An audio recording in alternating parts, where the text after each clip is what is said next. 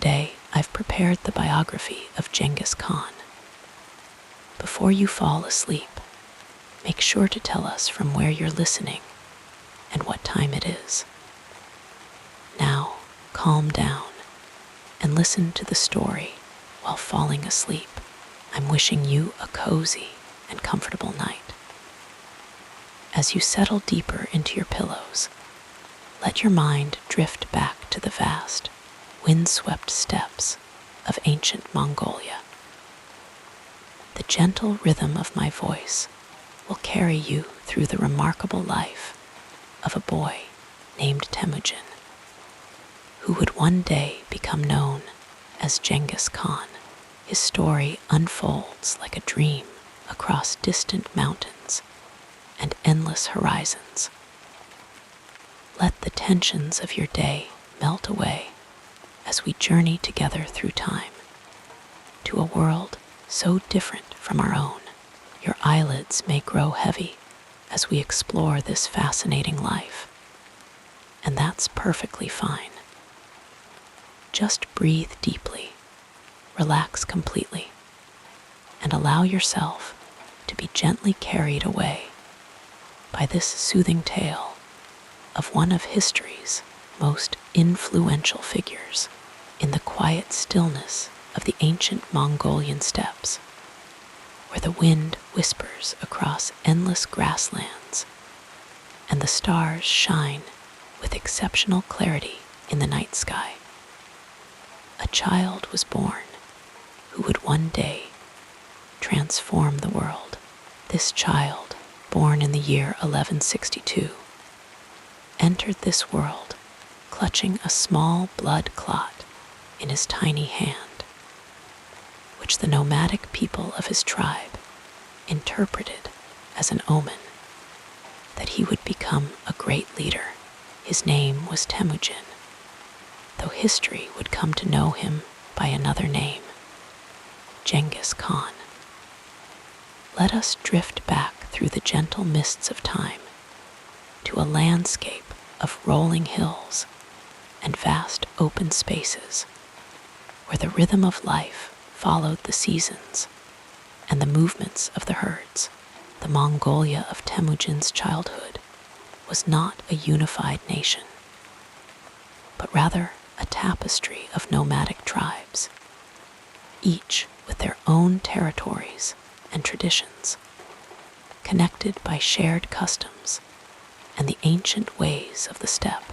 Temujin was born into the Borjigin clan, a branch of the Mongol tribe. His father, Yesuje, was a minor chieftain respected, but not exceptionally powerful among the complex hierarchy of tribal relations. Yesuje had captured Temujin's mother, Holan, from another tribe, taking her as his wife in the tradition of bride kidnapping that was common in those distant days. Holan was a woman of remarkable strength and wisdom, qualities that would later shape her son's character and destiny. The family lived in the traditional dwelling of the steppe nomads, the jur, sometimes called a yurt, a round tent made of felt stretched over a wooden frame. These simple yet ingenious homes could be dismantled and packed onto horses or oxen when it came time to move with the seasons, seeking fresh pasture for their animals. Inside these cozy shelters, the family would gather around the central hearth, sharing stories and lessons as the gentle crackling of the fire mingled with the soft sounds of the wind outside. Life on the steppes was measured by the passing of seasons, each bringing its own rhythms and challenges.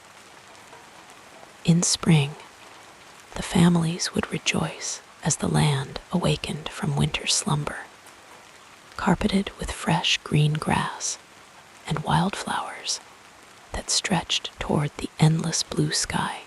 Summer brought abundance, with rich pastures for the animals and the gathering of provisions for the harsher seasons to come.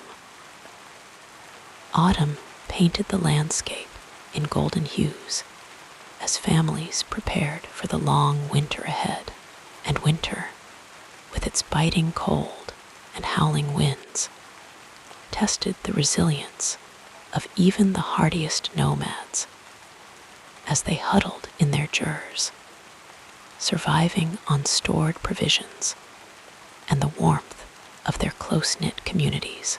Young Temujin's education was not found within the walls of formal schools, but in the vast classroom of the natural world. From his earliest years, he learned to ride horses, an essential skill for the people of the steppes who lived their lives in close communion with these magnificent animals. By the age of 3, he could already sit confidently on a pony, and by 5, he was riding with the ease and grace that came from being born into a culture where horses were extensions of one's own body. His father, Yesuje, taught him the ways of hunting and warfare, skills necessary for survival in the often harsh and competitive world of tribal politics.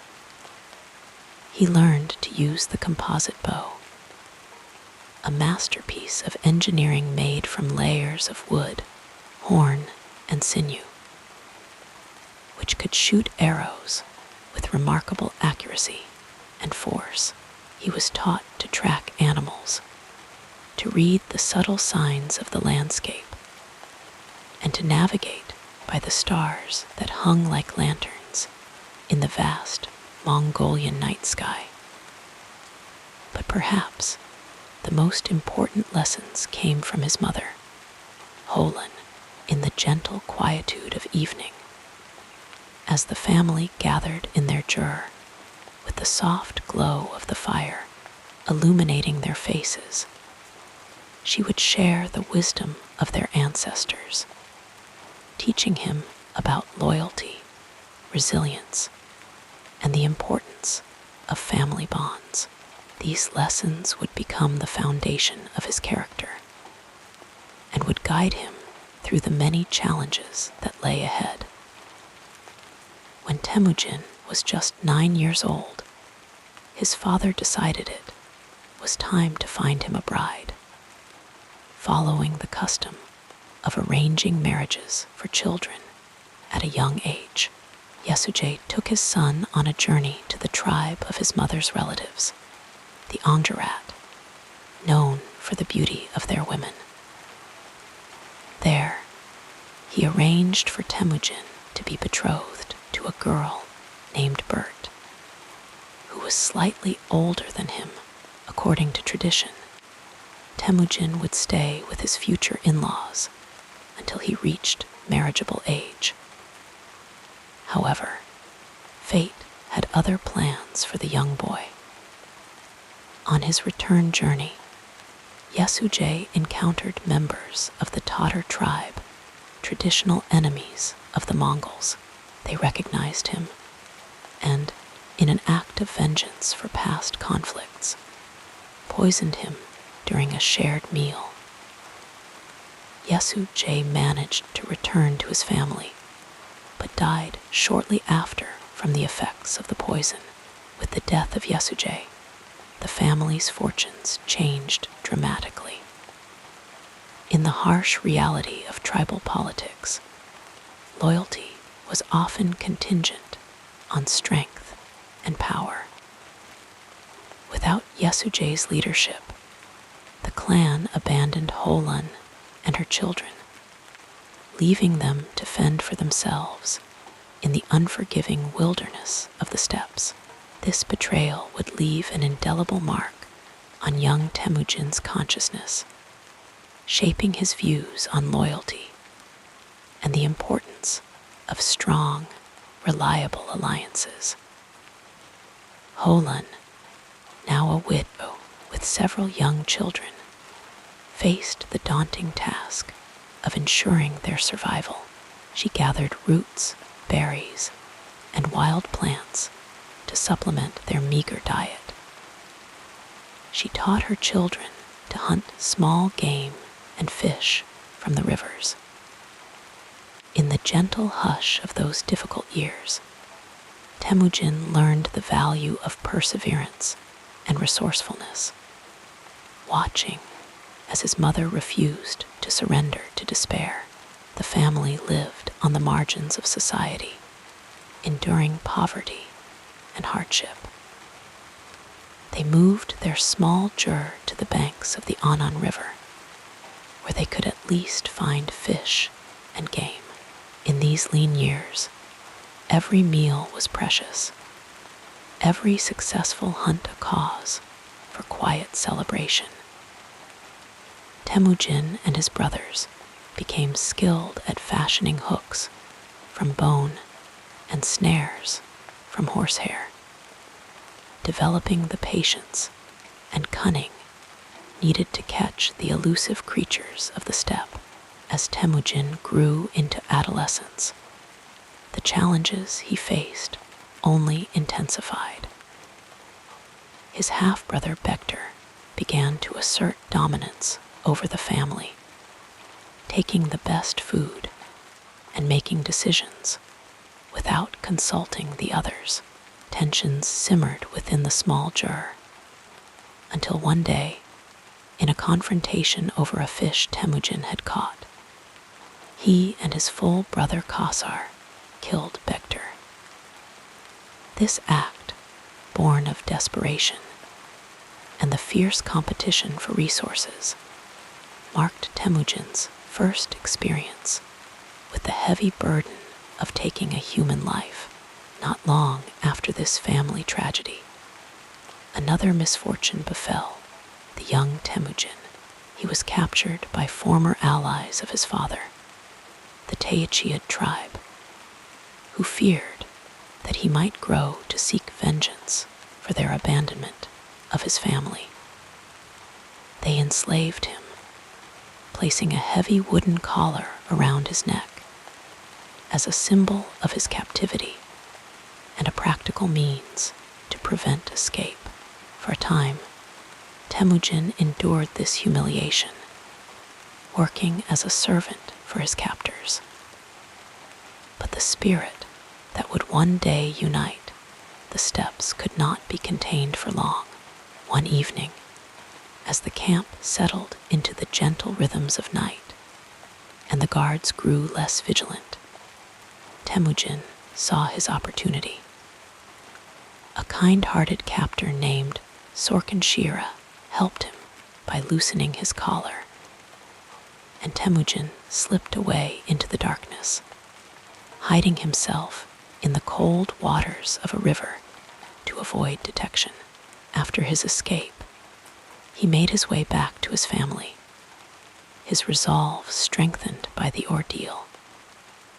The experiences of abandonment, poverty, and captivity had hardened him, but they had also taught him valuable lessons about human nature, loyalty, and the importance of building strong alliances based on merit rather than traditional ties of kinship. As Temujin entered young adulthood, he remembered his betrothal to Bert and decided it was time to claim his bride. He journeyed to the Angjarat tribe and found that Bert had waited for him, despite the years that had passed and the dramatic change in his fortunes. Their marriage would prove to be one of the most significant relationships in his life, with Bert becoming not just his wife, but a trusted advisor and supporter through the many challenges that lay ahead. However, their early married life was marked by tragedy. Shortly after their union, Bert was kidnapped by the Merkit tribe, traditional enemies of Temujin's people, who sought revenge for Yesujay's abduction of Holan many years before. This devastating loss spurred Temujin to action. He sought help from his father's blood brother, Togrul, the leader of the Karait tribe, and from a childhood friend named Jamaka.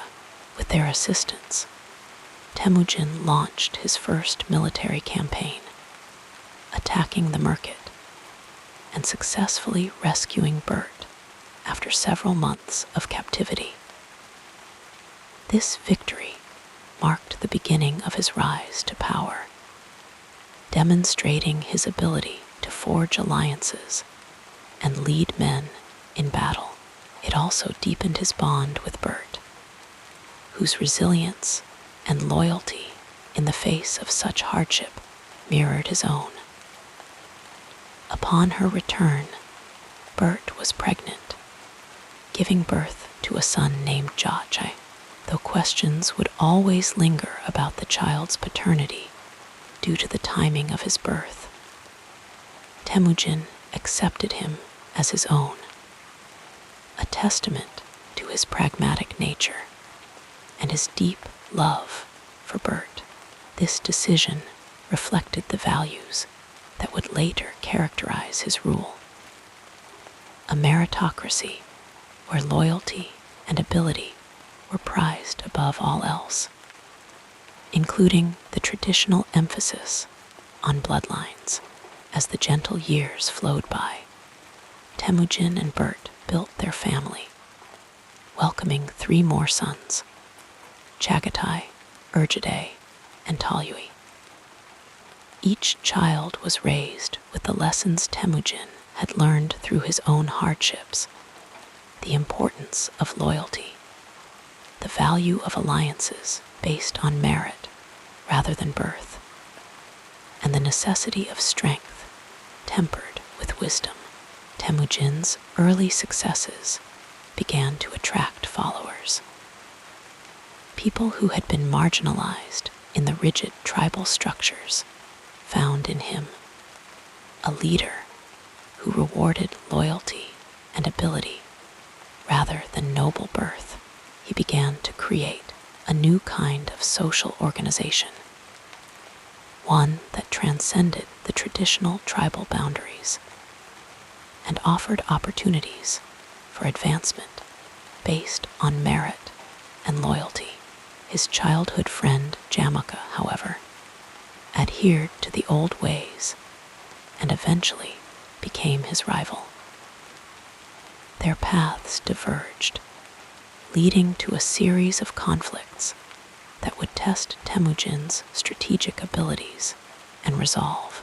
Through these struggles, Temujin refined his approach to leadership and warfare, developing the tactics and organizational structures that would later make the Mongol army one of the most effective fighting forces in history.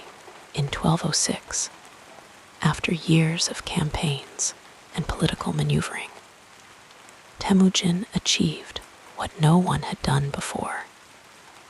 He united the disparate tribes of Mongolia under his leadership at a great assembly known as a Kurultai. He was proclaimed Ghengis Kahn, a title that approximately translates to universal ruler or oceanic ruler, signifying his dominion over the vast sea of grass that was the Mongolian steppe. The boy who had once been abandoned to die on the harsh steppes, who had endured slavery and poverty, who had learned to survive on the margins of society, had transformed himself into the leader of a united Mongolia. The lessons of his early life, the value of loyalty, the importance of merit over birth, the necessity of adaptability and resilience, became the founding principles of his empire. As we drift toward sleep, we might reflect on how the quiet, formative experiences of childhood can shape a person's destiny. In the gentle cradle of the steppes, under the vast canopy of stars, a boy learned the harsh lessons of survival and the precious value of loyalty. These lessons, absorbed in the soft silence of his youth, would one day echo across continents as he created one of the largest empires the world has ever known. But for now, as our thoughts grow quieter and our breathing deepens, we leave Temujin at the threshold of his great destiny, a man forged by hardship, guided by the wisdom of his mother, and ready to inscribe his name in the eternal pages of history. Let us drift further into the story as we explore the next part of this fascinating journey. In the soft glow of twilight that settles upon the Mongolian steppes, a gentle breeze carries whispers of a story that began many centuries ago. As you rest your weary head and allow your thoughts to drift like clouds across an endless sky, let us journey together to a time long past, to the origins of a man whose name would echo through the corridors of history. This is the tale of Ghengis Kahn, born as Temujin, whose family roots reach deep into the ancient soil of Mongolia. The story of Ghengis Khan's ancestry flows like a peaceful river through the vast landscape of Central Asia. His family belonged to the Borjigin clan, a lineage that traced its origins back to the misty shadows of Mongolian prehistory. As your breathing slows and your muscles relax, imagine the rolling hills of the steppes, painted in hues of amber and gold, where Temujin's ancestors roamed with their herds under an infinite blue sky.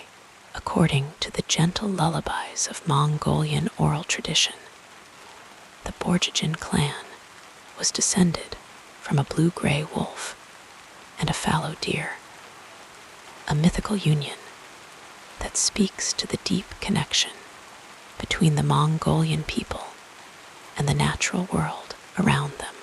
This poetic origin story was passed down through generations, whispered from grandparent to child in the warm comfort of felt-covered jurs, as the wind sang its own song outside.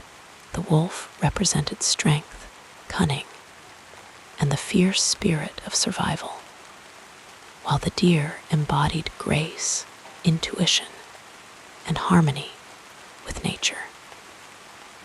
These qualities would flow through the bloodline of Temujin, becoming part of his inherent character. Temujin's father, Yesujay, was a minor chieftain of the Kiad tribe, a subset of the larger Borjigin clan. Yesujay was known for his bravery and skill as a warrior, qualities highly valued in the nomadic society of the steppes. In this world, where survival depended on strength and adaptability, Yesujay had carved out a modest position of respect among his peers. The name Yesujay itself carries a soothing rhythm when spoken aloud, like the gentle rocking of a cradle or the soft padding of horses' hooves across the grassy plains. Temujin's mother, Holan, came from the Alkanut tribe, part of the larger Angjarat Federation. She was known for her wisdom, resilience, and fierce devotion to her children. The story of how Holan came to be Yesujay's wife is a tale that drifts through time like a feather on the wind. Yesujay, while traveling across the steppes, encountered Holan, who was already betrothed to a man from the Merkit tribe, captivated by her beauty and spirit. Yesujay abducted her, making her his bride through a practice that, while harsh to our modern sensibilities, was not uncommon in the culture of that time and place. This act would later have profound consequences for the young Temujin, as the Merkits would harbor a deep resentment that would eventually manifest in raids against his family. As your eyelids grow heavier and your thoughts begin to drift like clouds across the night sky, consider how the tapestry of family relationships in Mongolian culture was woven with threads of alliance, honor, and sometimes conflict. The nomadic tribes of Mongolia lived in a delicate balance with each other and with the land itself, moving with the seasons to find fresh pasture for their herds of horses, sheep, goats, and yaks. This perpetual movement shaped their worldview, fostering a perspective that valued adaptability, resilience, and the ability to read the subtle signs of nature. In the gentle embrace of your bed, imagine the life of young Temujin growing up in a jur, the traditional round tent of the Mongolian nomads. These dwellings, made of felt stretched over a wooden frame, could be dismantled and reassembled as the family moved with their herds across the vast expanses of the steppes.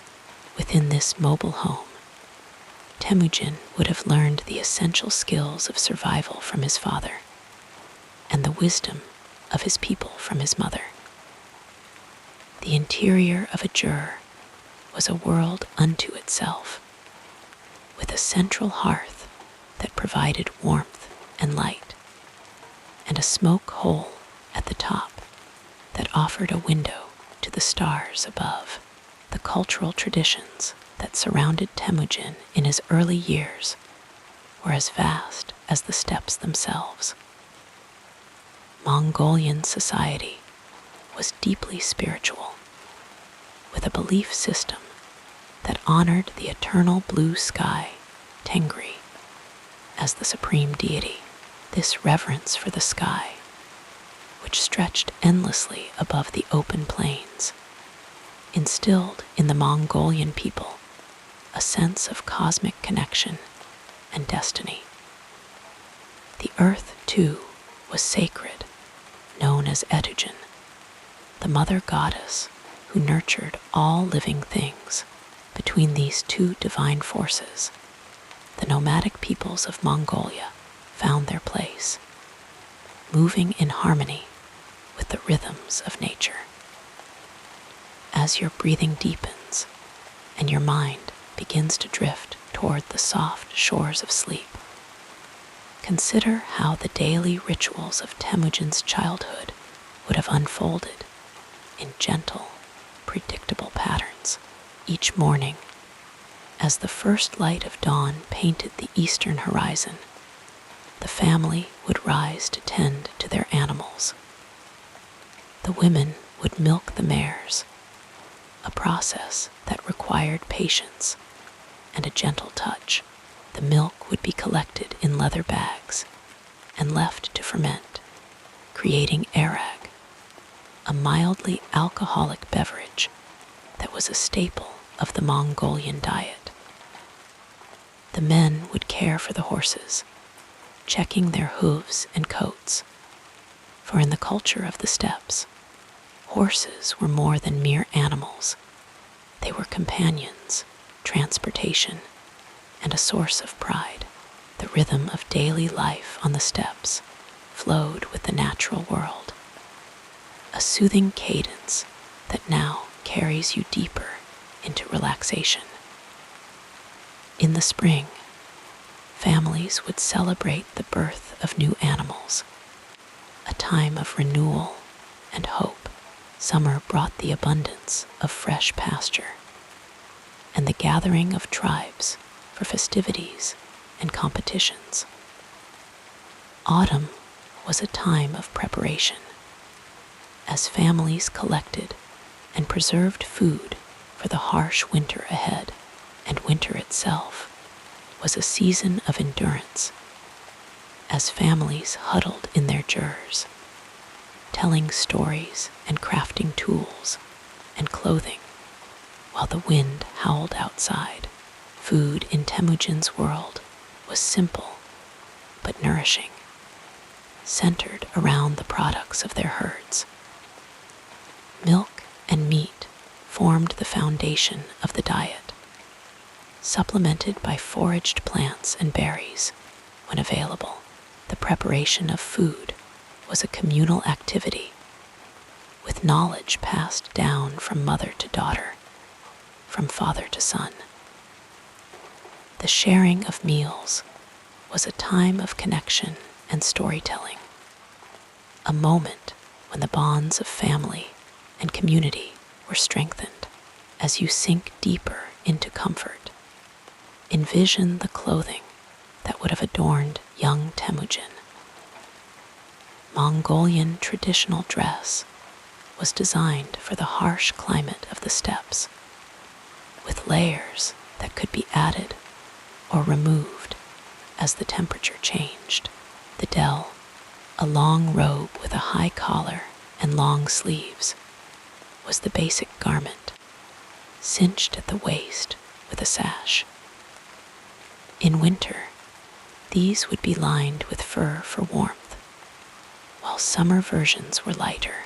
Boots, hats, and accessories were not merely functional, but also expressions of identity and status, often decorated with intricate patterns and symbols that told the story of the wearer's clan and achievements. The education of a child in Temujin's world was practical and immersive. From a young age, children learned by doing, by watching their elders, and then practicing the skills necessary for survival. Boys like Temujin would learn to ride almost as soon as they could walk, developing a bond with horses that would last a lifetime. They would be taught to hunt, to track, to read the weather, and to navigate by the stars. Girls would learn to manage the household, to prepare food, to craft clothing, and to care for the young and the elderly. Both boys and girls would absorb the oral traditions of their people, the stories and songs that preserved their history and wisdom. The family structure in Mongolian society was patriarchal, but with a deep respect for the wisdom and contribution of women. Extended families often traveled and lived together, creating a support network that ensured the survival of all members.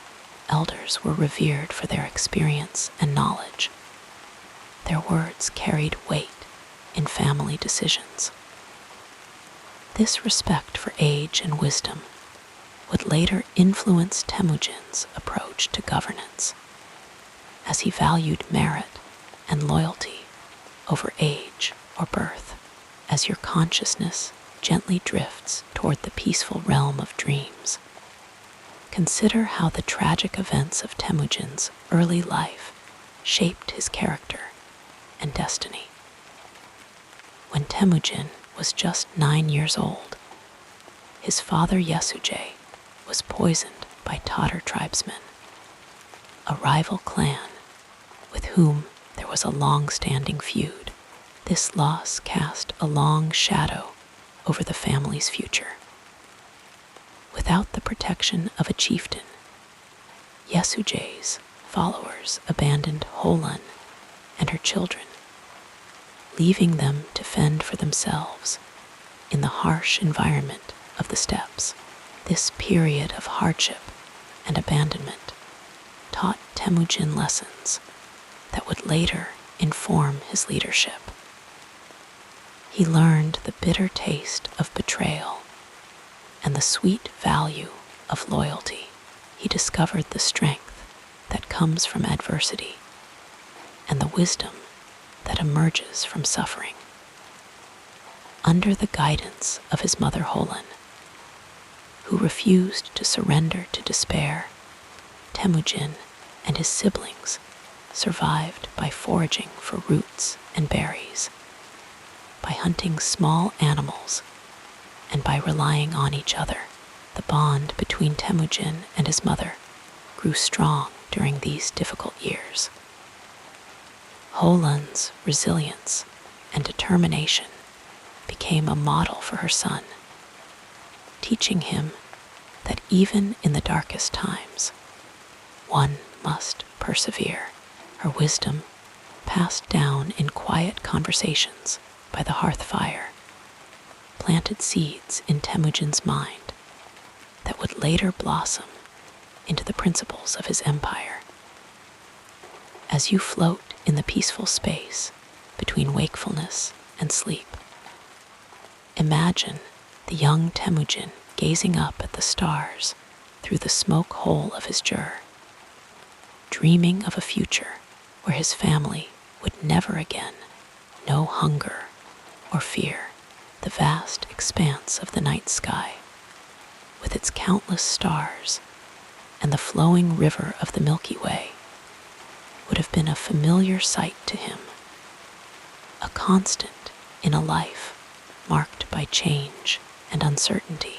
In Mongolian cosmology, the stars were the fires of the gods, and the patterns they formed told stories of heroes and ancestors who had come before.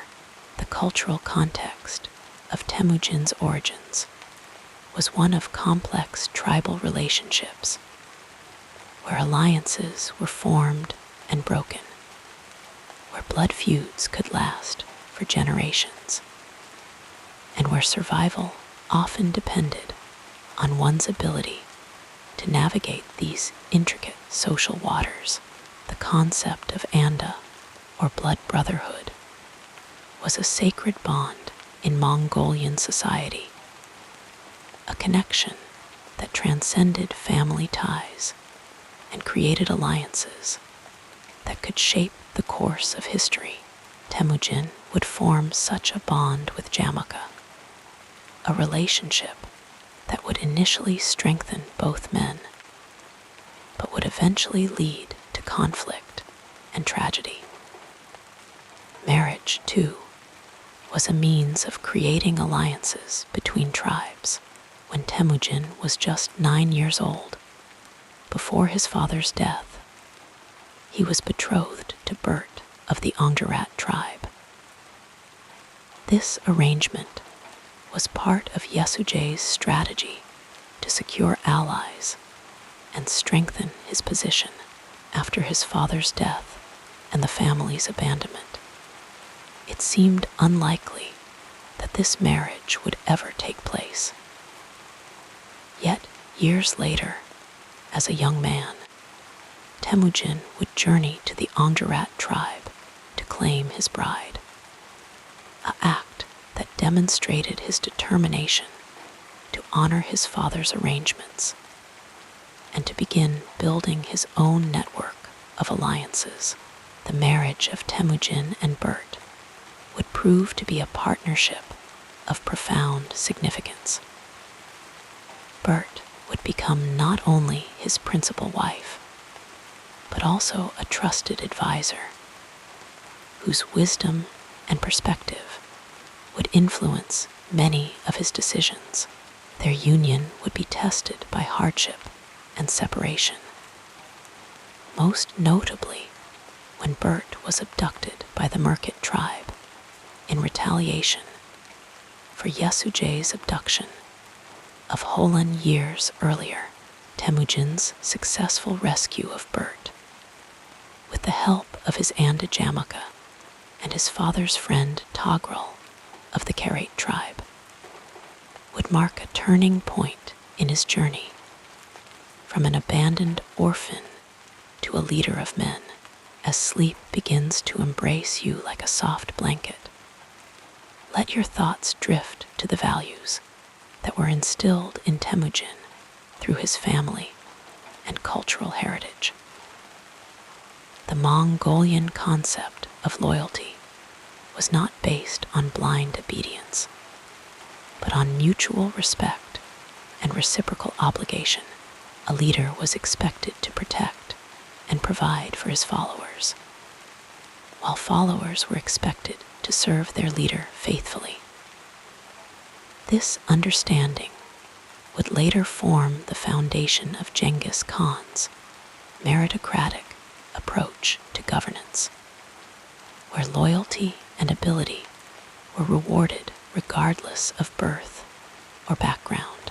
The value of hospitality was also deeply ingrained in Mongolian culture.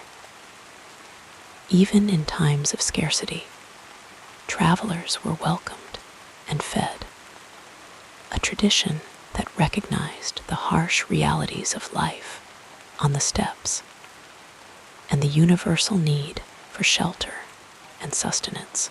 This generosity extended to enemies who surrendered and pledged loyalty, a practice that would later become a cornerstone of Ghengis Khan's empire-building strategy. The concept of personal honor, or name, was central to Mongolian identity. A person's reputation, their word, and their actions were considered reflections of their inner character. To break one's word or to act dishonorably was to diminish one's name, a loss that was considered worse than death. This emphasis on personal integrity would later be reflected in Ghengis Khan's insistence on honesty and transparency among his followers. The peaceful narrative of this life continues as we turn our attention to what happened next. As the gentle winds of evening settle around you, imagine yourself transported to the vast, open expanses of the Mongolian steppes in the late 12th century. Here, beneath an endless canopy of stars, a young boy named Temujin, who would one day become Ghengis Khan, began his journey through childhood. Let your mind wander to this distant time and place as you settle more deeply into comfort. The landscape that cradled young Temujin was one of breathtaking beauty and harsh extremes. The steppes stretched out like a rolling sea of grass, swaying gently in the persistent breeze that seemed to whisper ancient secrets. In spring, these plains transformed into a vibrant tapestry of wildflowers, delicate blues, purples, and yellows, dotting the landscape like stars fallen to earth. The air carried the sweet scent of new growth, mingling with the earthy aroma of damp soil, awakening from winter's long embrace. Summer brought warmth and abundance to the steppes. The grass grew tall and lush, providing ample grazing for the horses, sheep, and goats that were the lifeblood of Temujin's nomadic clan. The days stretched long, with the golden sunlight bathing the landscape in a warm glow, until late into the evening. The sounds of children's laughter would blend with the gentle nickering of horses and the distant calls of eagles soaring high above. Autumn painted the steppes in hues of amber and gold, a brief but beautiful transition before winter's arrival. The air grew crisp, carrying the scent of dried grass and the smoke from dung fires that warmed the jurs. The round, felt-covered dwellings that Temujin called home. Families would prepare for the coming cold, gathering and preserving food, repairing winter clothing, and ensuring their herds were strong enough to survive the challenges ahead. Winter on the steppes was a season of profound challenge. The landscape transformed into a vast white expanse, with temperatures plunging far below freezing. Bitter winds swept across the open plains, carrying snow that could bury a jur in a single night. The sky often appeared as a dome of perfect, crystalline blue, beautiful, but unforgiving in its clarity, and the cold it presided over. During these months, survival depended on careful preparation, community cooperation, and the knowledge passed down through generations of steppe dwellers. Throughout all seasons, Temujin's home was the jur, a dwelling perfectly adapted to the nomadic lifestyle of the Mongolian people. Picture this circular, tent-like structure. Its wooden lattice frame covered with layers of felt made from sheep's wool. The felt, sometimes whitened with chalk or decorated with simple patterns, provided remarkable insulation against both summer heat and winter cold. At the center of the jur's roof was a round opening that allowed smoke from the central hearth to escape while letting in natural light during the day and offering a window to the stars at night. Inside this humble dwelling, life unfolded in a space typically no more than 15 to 20 feet in diameter. The interior was arranged according to ancient tradition, with specific areas designated for different family members and activities. The northern side, opposite the door, was the place of honor where guests would be seated. The western side belonged to male family members, while the eastern side was the domain of women and children. The central hearth was the literal and figurative heart of the home, providing warmth, light, and a place to cook the simple but nourishing meals that sustained the family. Above the fire, a cast iron pot might simmer with mutton, wild onions, and perhaps a few precious grains of millet. A hearty stew that filled the jur with comforting aromas. The smell of cooking food would mingle with the sense of smoke, leather, wool, and the earthy odor of dried dung used as fuel. As you drift deeper toward sleep, imagine the soft, muffled sounds inside the jur, the crackling of the fire, the quiet conversations of family members, perhaps the gentle humming of Temujin's mother Holan as she worked wool between her fingers or mended clothing. Outside, the wind's voice would change with the seasons, from the gentle rustling of spring to the howling moans of winter gales. Always present was the occasional nickering of horses, kept close to the family dwelling for both practical purposes and the deep bond between Mongolians and their most valued animals. The material possessions within Temujin's childhood home were few but precious. Everything needed to be portable, as the clan moved several times a year in search of fresh pasture for their animals. Wooden chests might contain the family's most valuable belongings. Perhaps a silver cup, embroidered clothing for special occasions, or small treasures acquired through trade. Felt rugs covered the floor, while beautifully crafted saddles, bridles, and other horse tack hung from the wall lattice. Both functional tools and symbols of status in a culture where horsemanship was central to identity.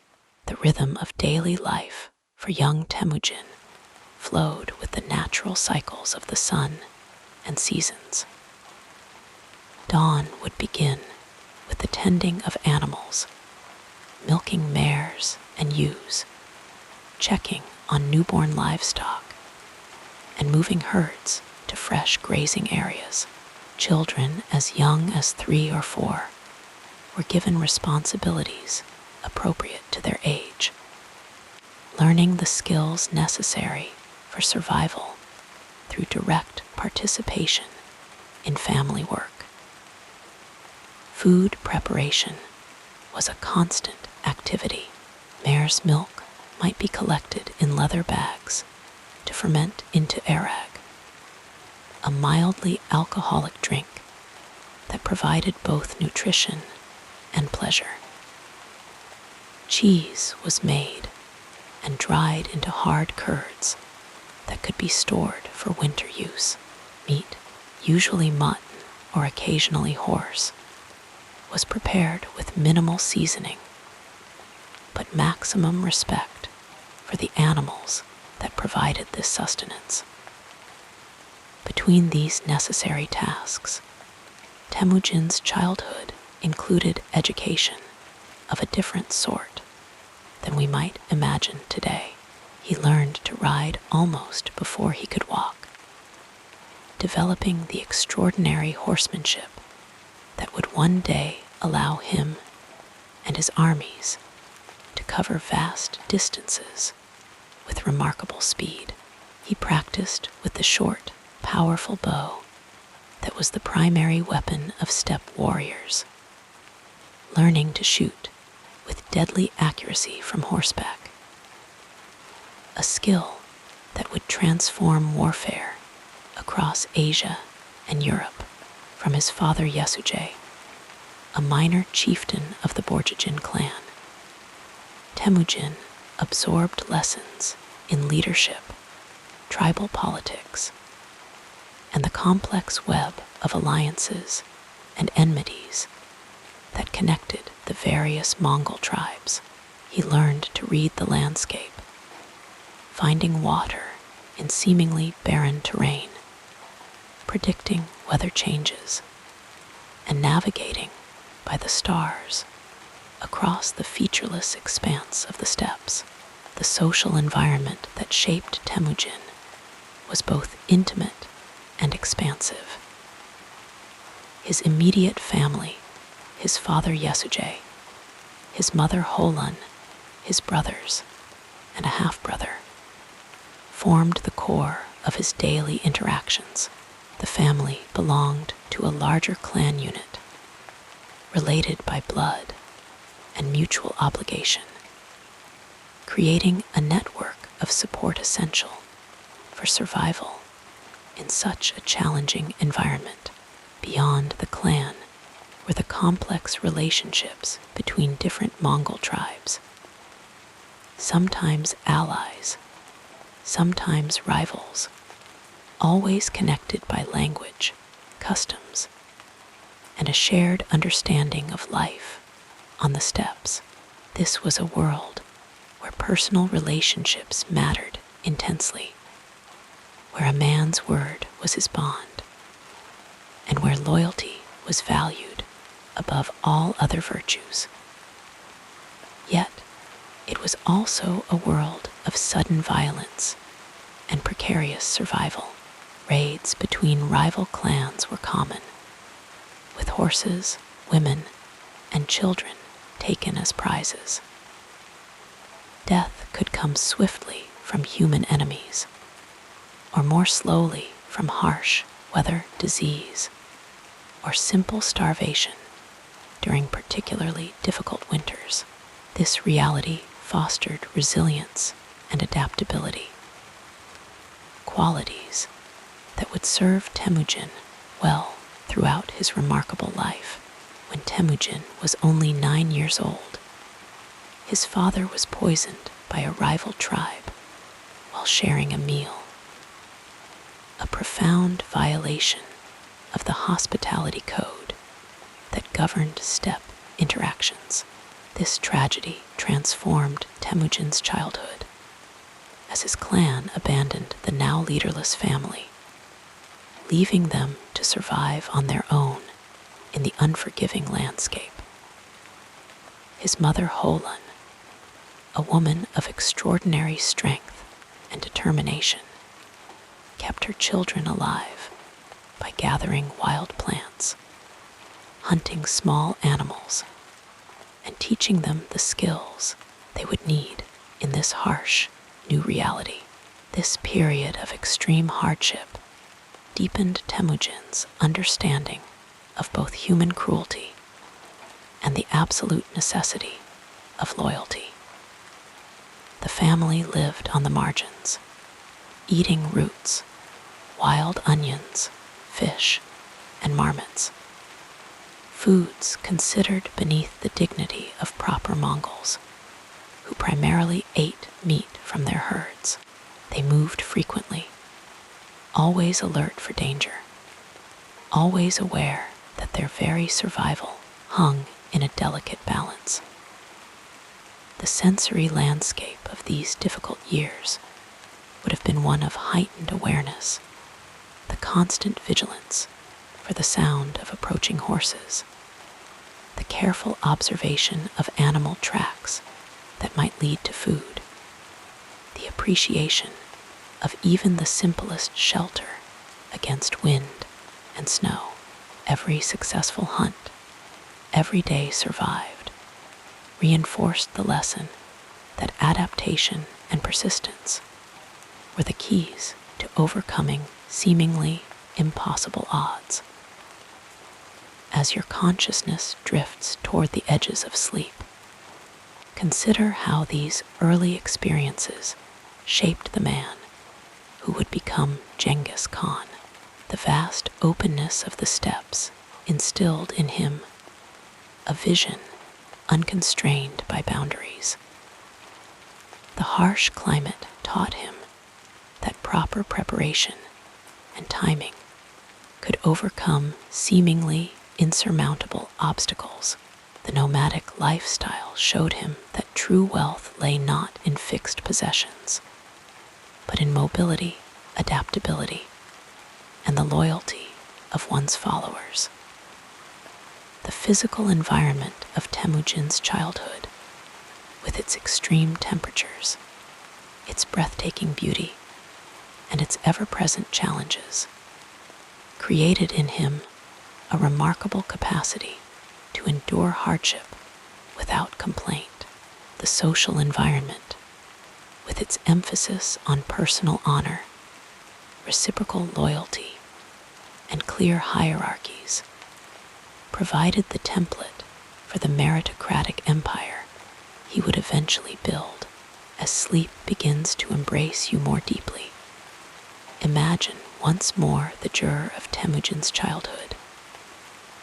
The fire has burned low now, casting soft, flickering shadows on the felt walls.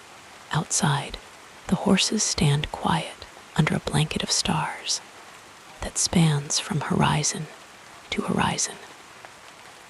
The wind has gentled to a whisper, carrying the scent of grass and earth and the promise of another day to come. In this moment of perfect stillness, the seeds of an extraordinary destiny are already present, not in grand ambitions or dreams of conquest, but in the simple, profound lessons of the steppes. That strength comes from adaptation. That survival depends on community. That honor is worth more than comfort. and that the greatest journey begins with a single step across an open plain, under an endless sky. Let these thoughts carry you gently into dreams, where perhaps you too might ride freely across the boundless steppes, feeling the rhythm of hoofbeats beneath you and the wind of possibility in your hair, just as a young boy named Temujin once did, long ago and far away, at the edge of history. As you relax deeper, let us now softly explore the next chapter of this soothing biography. As sleep begins to embrace you more deeply, imagine once more the jur of Temujin's childhood. The fire has burned low now, casting soft, flickering shadows on the felt walls. Outside, the horses stand quiet under a blanket of stars that spans from horizon to horizon. The wind has gentled to a whisper, carrying the scent of grass and earth and the promise of another day to come. In this moment of perfect stillness, the seeds of an extraordinary destiny are already present, not in grand ambitions or dreams of conquest, but in the simple, profound lessons of the steppes. That strength comes from adaptation, that survival depends on community, that honor is worth more than comfort, and that the greatest journey begins with a single step across an open plain, under an endless sky. Let these thoughts carry you gently into dreams, where perhaps you too might ride freely across the boundless steppes, feeling the rhythm of hoofbeats beneath you and the wind of possibility in your hair, just as a young boy named Temujin once did, long ago and far away, at the edge of history. The education of Temujin, who would one day be known as Ghengis Kahn, was not found within the walls of grand institutions or written in the pages of ancient texts. His was a different kind of learning, one shaped by the endless horizon of the Mongolian steppes and the rhythmic cycles of nomadic life. As you drift closer to sleep, let us wander through the gentle meadows of his early understanding, where wisdom came not from scrolls, but from stars, not from tutors, but from the turning of seasons. When Temujin was just a small child, perhaps no more than 3 or 4 years old, his father Yesuje would lift him onto his first pony. Those small hands grasping the coarse mane as naturally as other children might hold a toy. The pony's gentle movements beneath him became his first lesson: balance, patience, partnership with another living being. The soft sounds of hoofbeats on the grass might lull you deeper into relaxation now, just as they formed the backdrop to Temujin's earliest memories. His mother Holan would whisper to him the stories of their ancestors while tending the fire in their jur, her voice blending with the crackling flames. These were not simple tales, but complex oral histories, genealogies that stretched back generations, teaching the young boy who he was and where he belonged in the vast tapestry of steppe society. Imagine the warmth of that fire now, the gentle cadence of a mother's voice, as ancient wisdom passed from one generation to the next in the most natural way. Like water flowing in a stream, the steppes themselves were perhaps Temujin's greatest teacher. By the age of 5, He could read the landscape as easily as you might read these words. He learned to notice the subtle changes in grass color that indicated water flowing beneath the surface, to recognize which plants were safe to eat when hunger came, which could heal wounds, which might bring visions or dreams. His fingers would brush against the stems and leaves, gathering knowledge through touch, through scent, through careful observation. Let your own fingers relax now, releasing any tension they might hold, as you imagine a child's hand moving thoughtfully across the living text of the natural world. The sky above taught him navigation, the position of stars becoming familiar friends that would guide him home, no matter how far he wandered. The Mongols called the North Star the Golden Stake, and Temujin learned early that as long as he could see this constant point of light, he could never truly be lost. Perhaps you can visualize that star now, steady and unchanging. A point of gentle radiance in your mind's eye as you sink deeper into comfortable rest.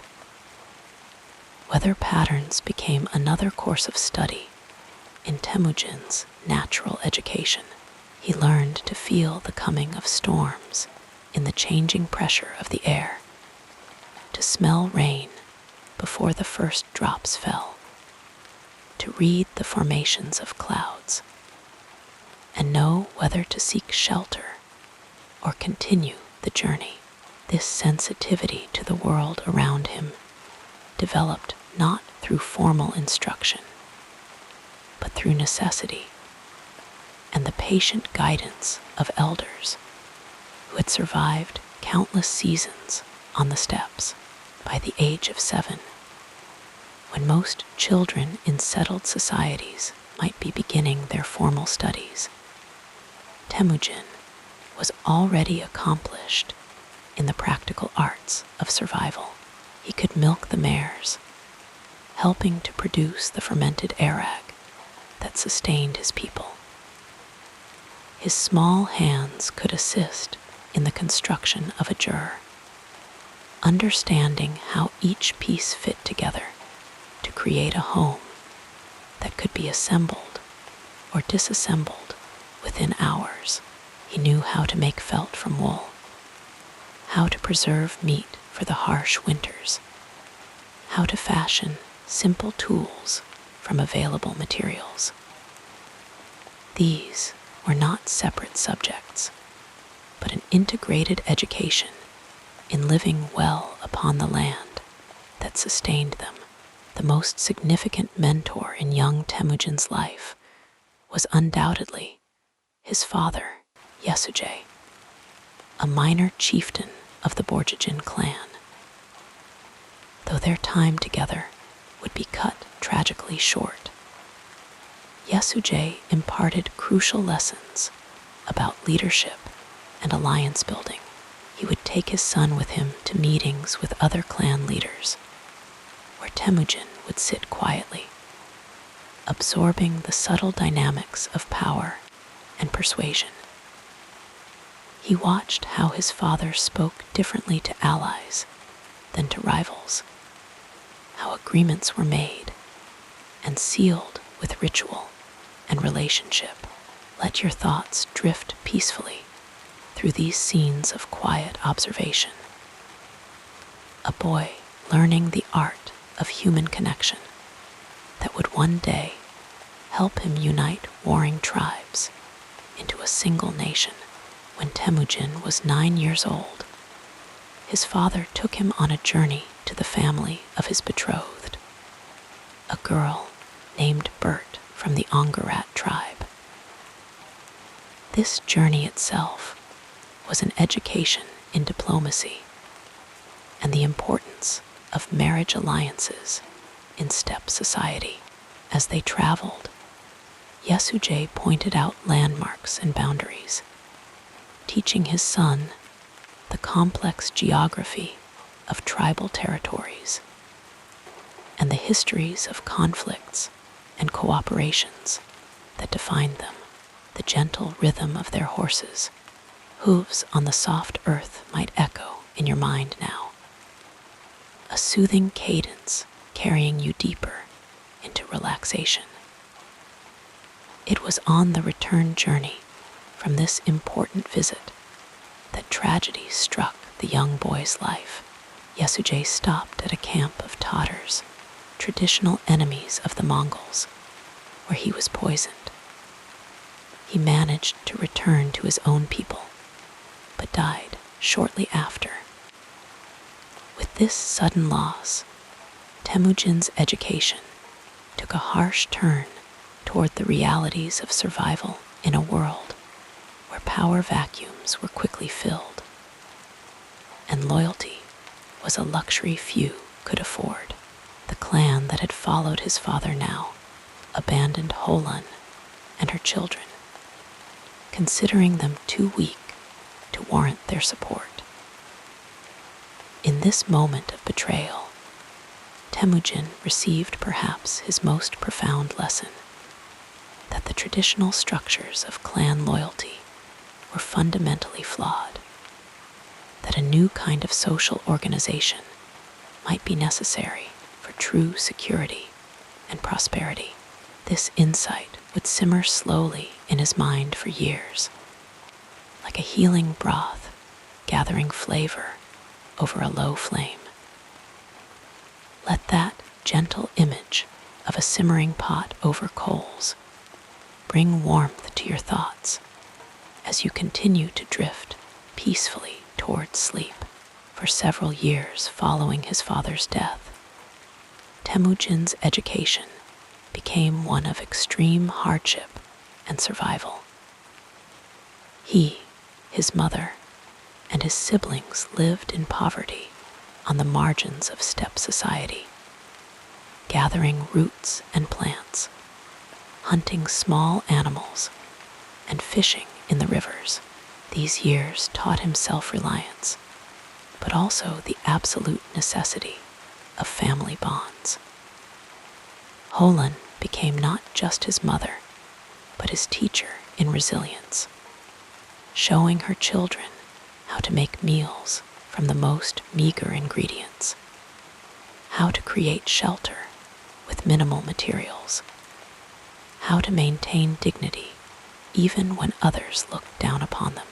In these difficult years, Temujin developed an acute understanding of social hierarchy and the arbitrary nature of status. He experienced firsthand how quickly one could fall from respected position to outcast.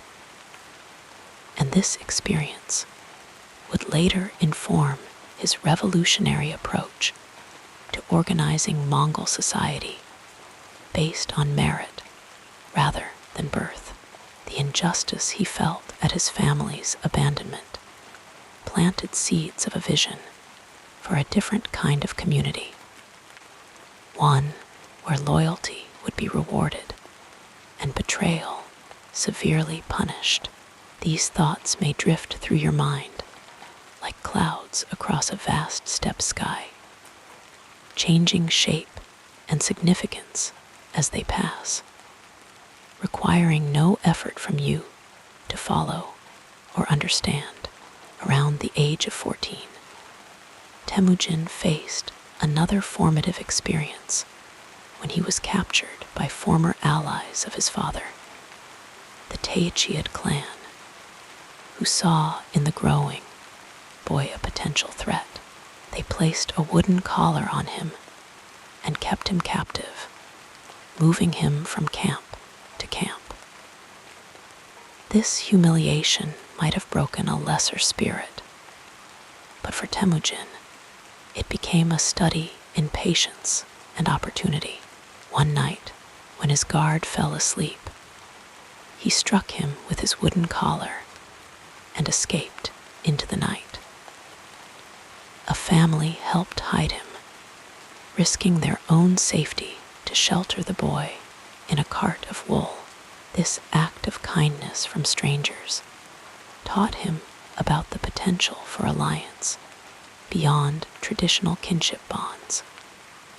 Another lesson that would inform his future leadership as you sink deeper into comfort. Imagine the soft embrace of wool surrounding a frightened but determined young man. The gentle rocking of a cart moving through darkness. The whispered encouragements of people who chose compassion over caution. After his escape, Temujin began the slow process of building his own power base. He returned to the family of his betrothed, Bert, and formalized their marriage around the age of 16.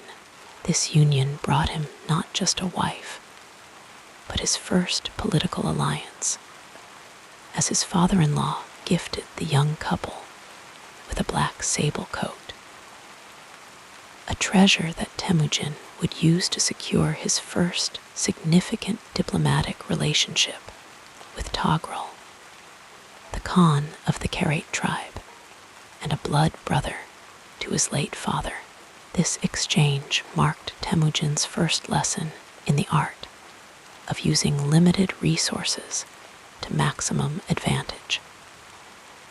He understood intuitively that the coat itself was valuable, but the relationship it could purchase was invaluable. This strategic thinking came not from formal education, but from a deep, intuitive understanding of human nature and the webs of obligation and opportunity that connected individuals across the steppes. As a young man in his late teens and early 20s, Temujin continued his education through experience and careful observation.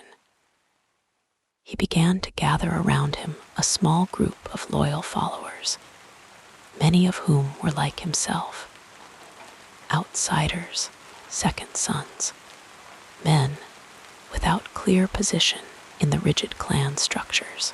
To these men, he offered something revolutionary: loyalty based not on birth, but on merit and mutual benefit.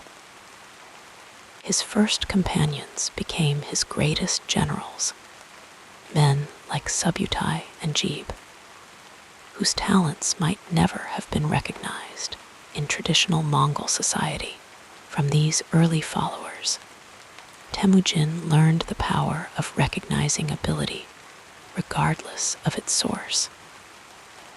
He developed an eye for talent and a gift for placing people in roles that maximized their natural abilities.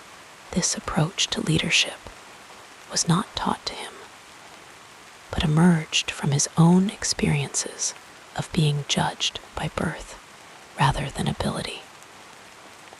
The warm feeling of being truly seen and valued for your gifts might spread through you now, a comforting sensation as your body grows heavier and more relaxed.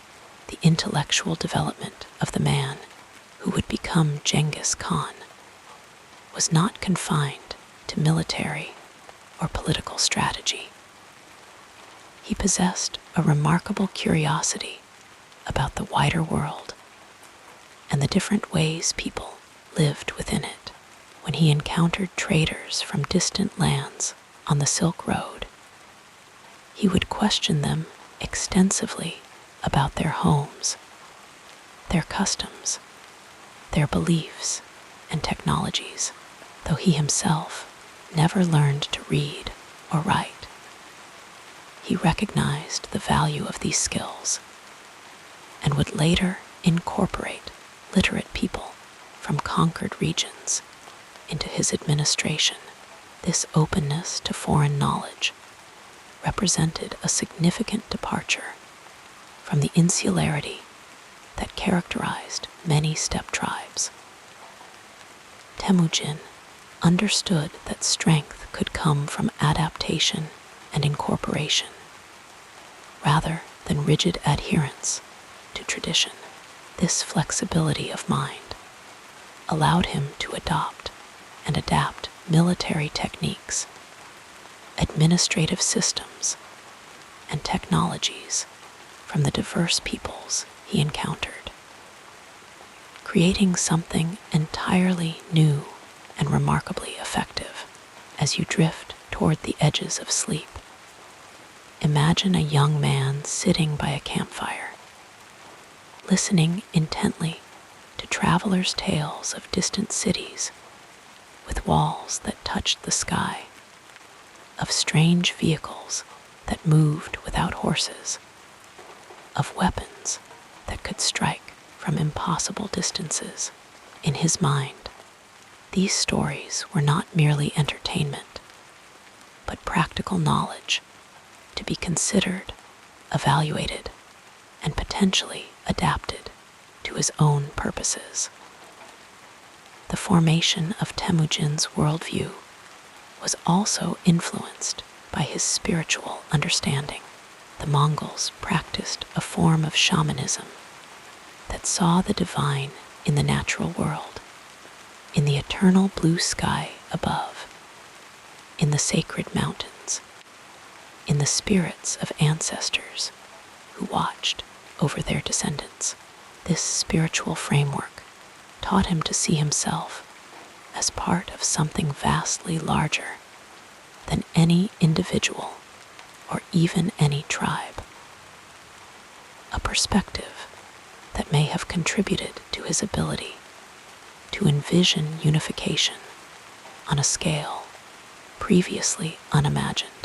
Our soothing biography continues with a look at the next important period in this incredible life. The early life of Temujin, who would one day be known as Ghengis Kahn, was shaped by a series of relationships that guided his path, each one leaving an imprint on his mind and spirit. Some were fleeting, others lifelong, but each played a role in weaving the intricate tapestry of his destiny. The first, and perhaps most profound influence, was his mother, Holan. After the murder of his father, Yesuje, their family was cast out by their clan, left to wander the harsh steppe with little more than their resilience. Holan taught Temujin the art of survival, how to trap fish in frozen rivers, how to forage for roots and berries, how to endure hunger and cold. But more than these practical lessons, she instilled in him a deep sense of loyalty and the understanding that strength came not just from the body, but from the bonds between people. She was his first teacher, his first protector, and her quiet determination became the foundation upon which he built his future.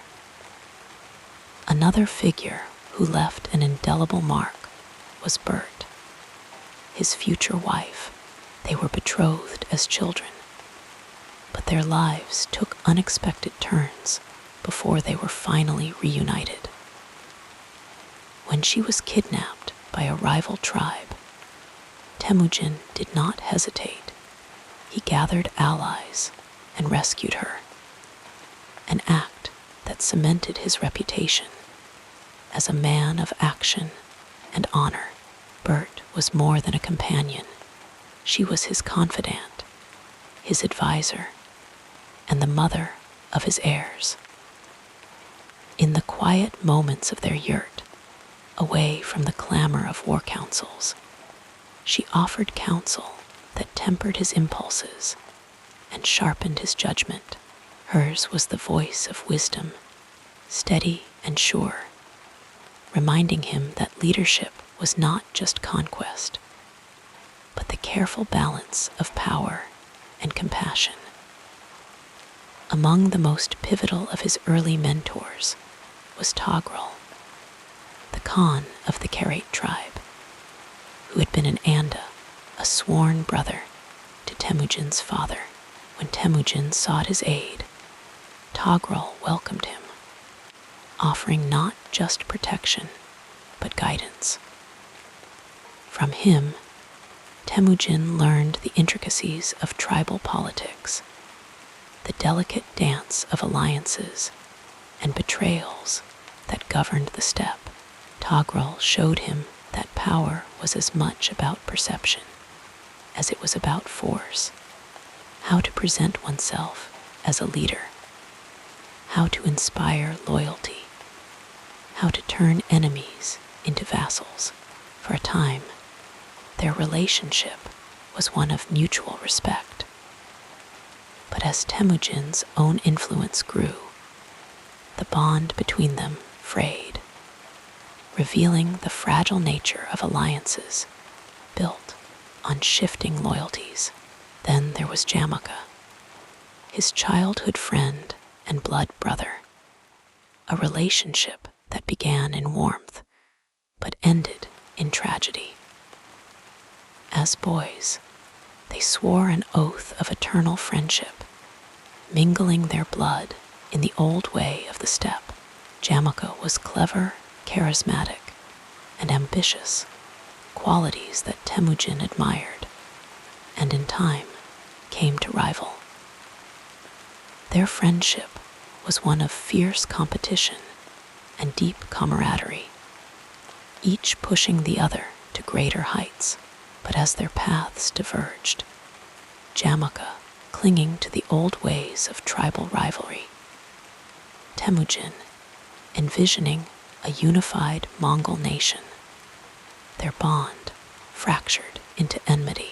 The final confrontation between them was not just a clash of men, but of ideals, a painful lesson that even the strongest bonds could be broken by the tides of destiny.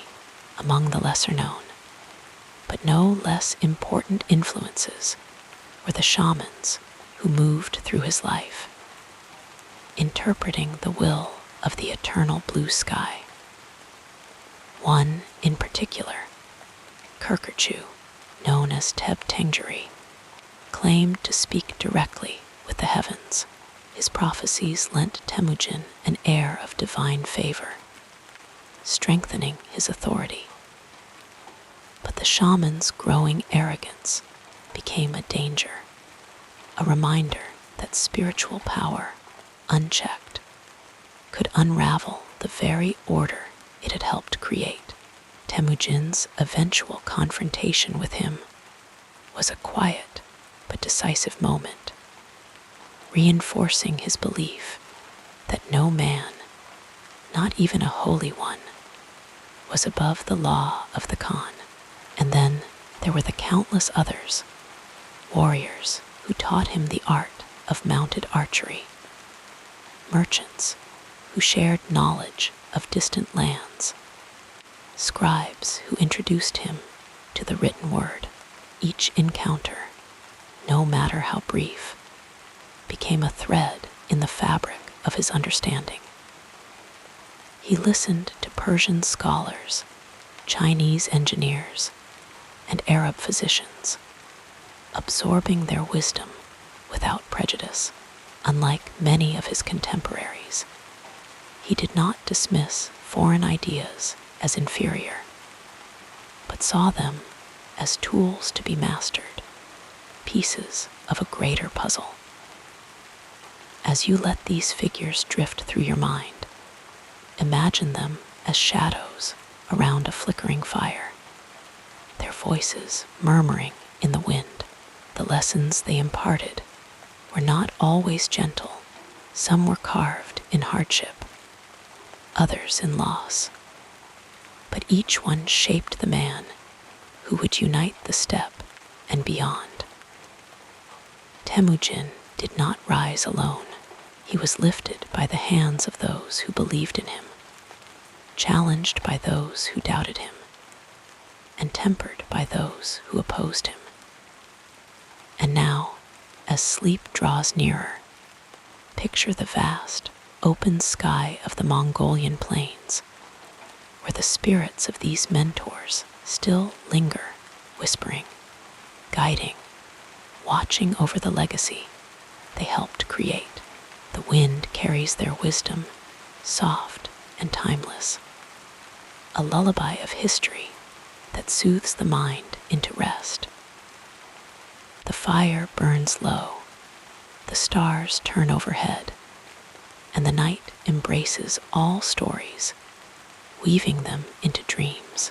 Let your mind float with these gentle recollections as we move forward in our story. In the quiet hush of the Mongolian steppe, where the wind whispers through the tall grasses and the distant cry of an eagle echoes over the horizon, the young Temujin began to take his first steps toward the destiny that awaited him. His early career was not one of grand palaces or courtly ceremonies, but of survival, alliances, and the slow, patient weaving of loyalty among the scattered tribes. The land was harsh, unforgiving, and yet it shaped him, just as the river shapes the stone, slowly, inevitably, with a quiet persistence that cannot be rushed. His first true professional experience came not in the halls of power, but in the rugged, everyday reality of nomadic life. As a boy, he learned the rhythms of the land, when to move the herds, where to find water in the driest months, how to read the sky for signs of storms. These were not just skills for survival, but the foundations of leadership. A leader who could not keep his people fed would never earn their trust, and Temujin understood this from the very beginning. One of his earliest challenges came when his family was abandoned by their own clan after the death of his father, Yasuje. Left to fend for themselves, Temujin, his mother Huralun, and his siblings survived through sheer determination. They fished in icy rivers, gathered wild roots, and hunted small game, each day a lesson in resilience. It was during this time that he first began to understand the fragility of loyalty among the tribes. Those who had once sworn allegiance to his father now turned away, leaving him to rely only on his wits and the few who remained steadfast. But hardship was not the only teacher. As he grew older, Temujin sought out alliances, knowing that strength lay in unity. One of his earliest and most crucial partnerships was with Jamaka, a childhood friend and fellow warrior. Together, they roamed the steppe, sharing strategies, hunting, and dreaming of a time when the warring tribes might be brought together.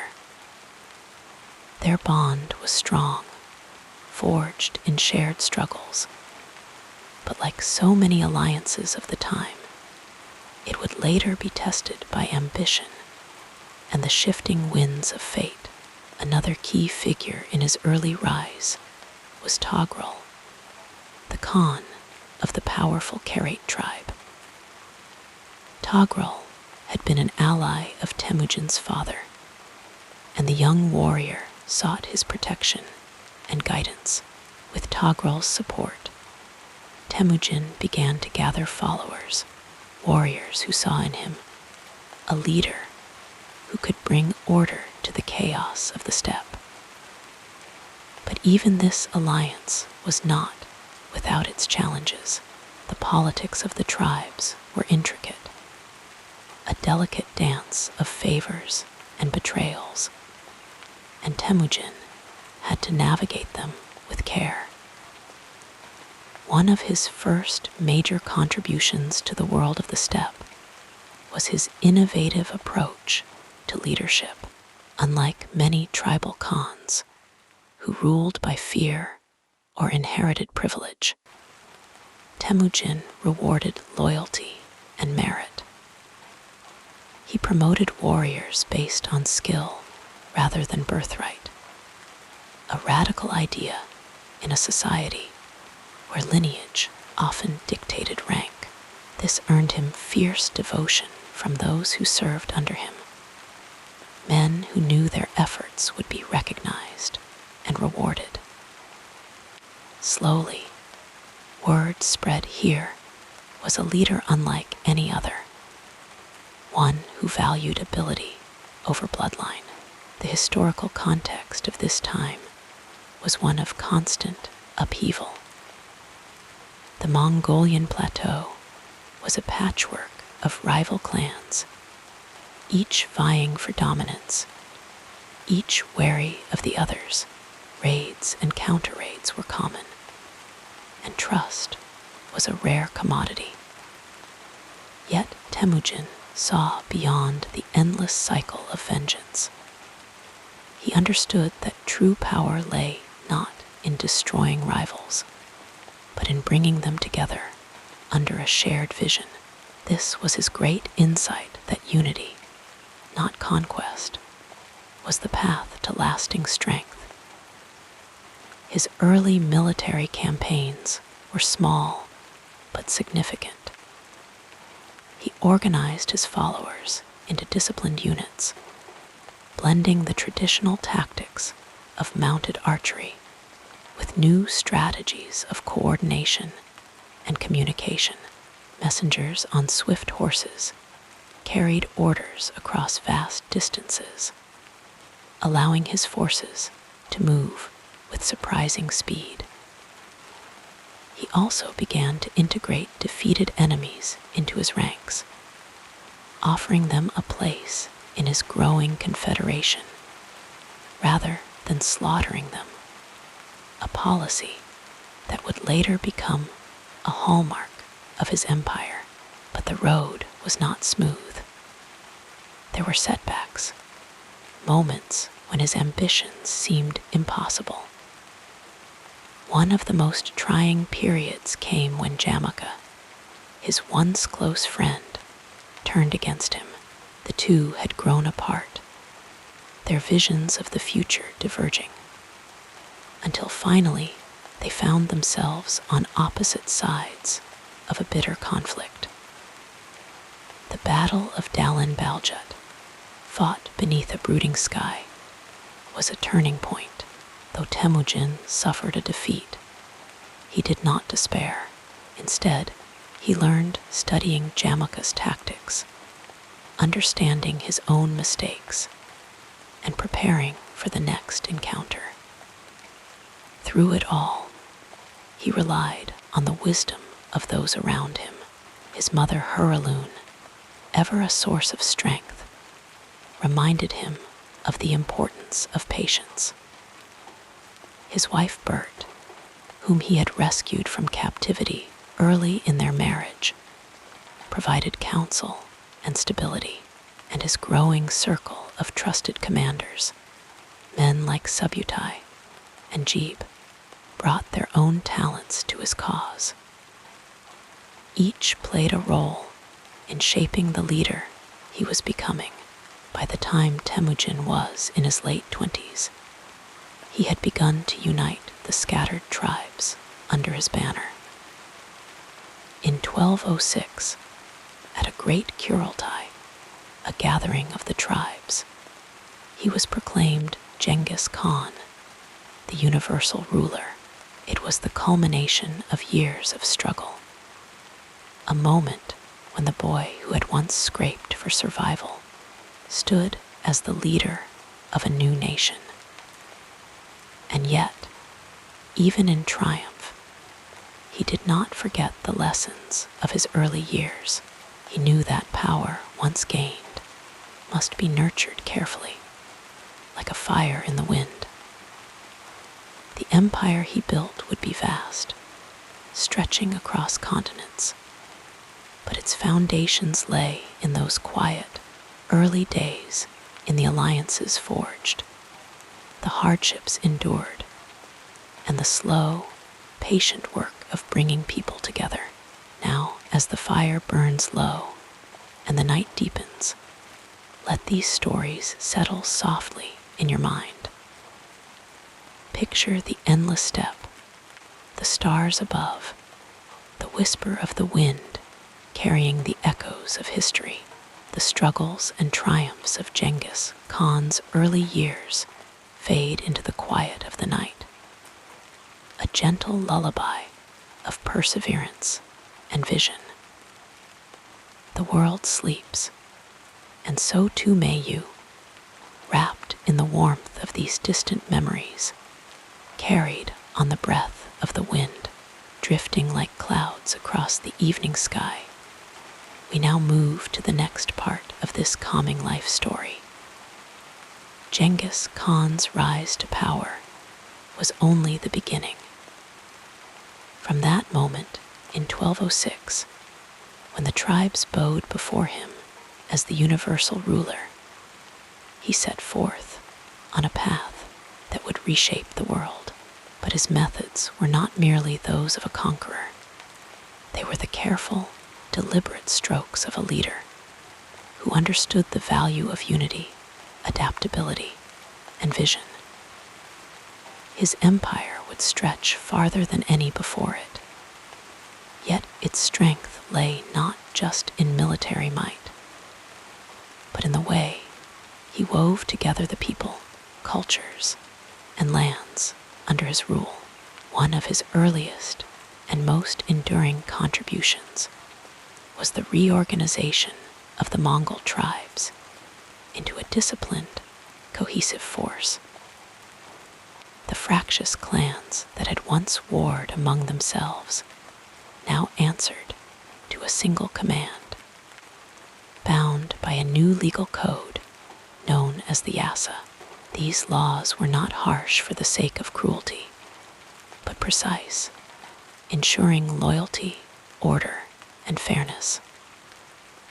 They protected the weak, punished theft, and rewarded merit, lessons learned from his own hard youth.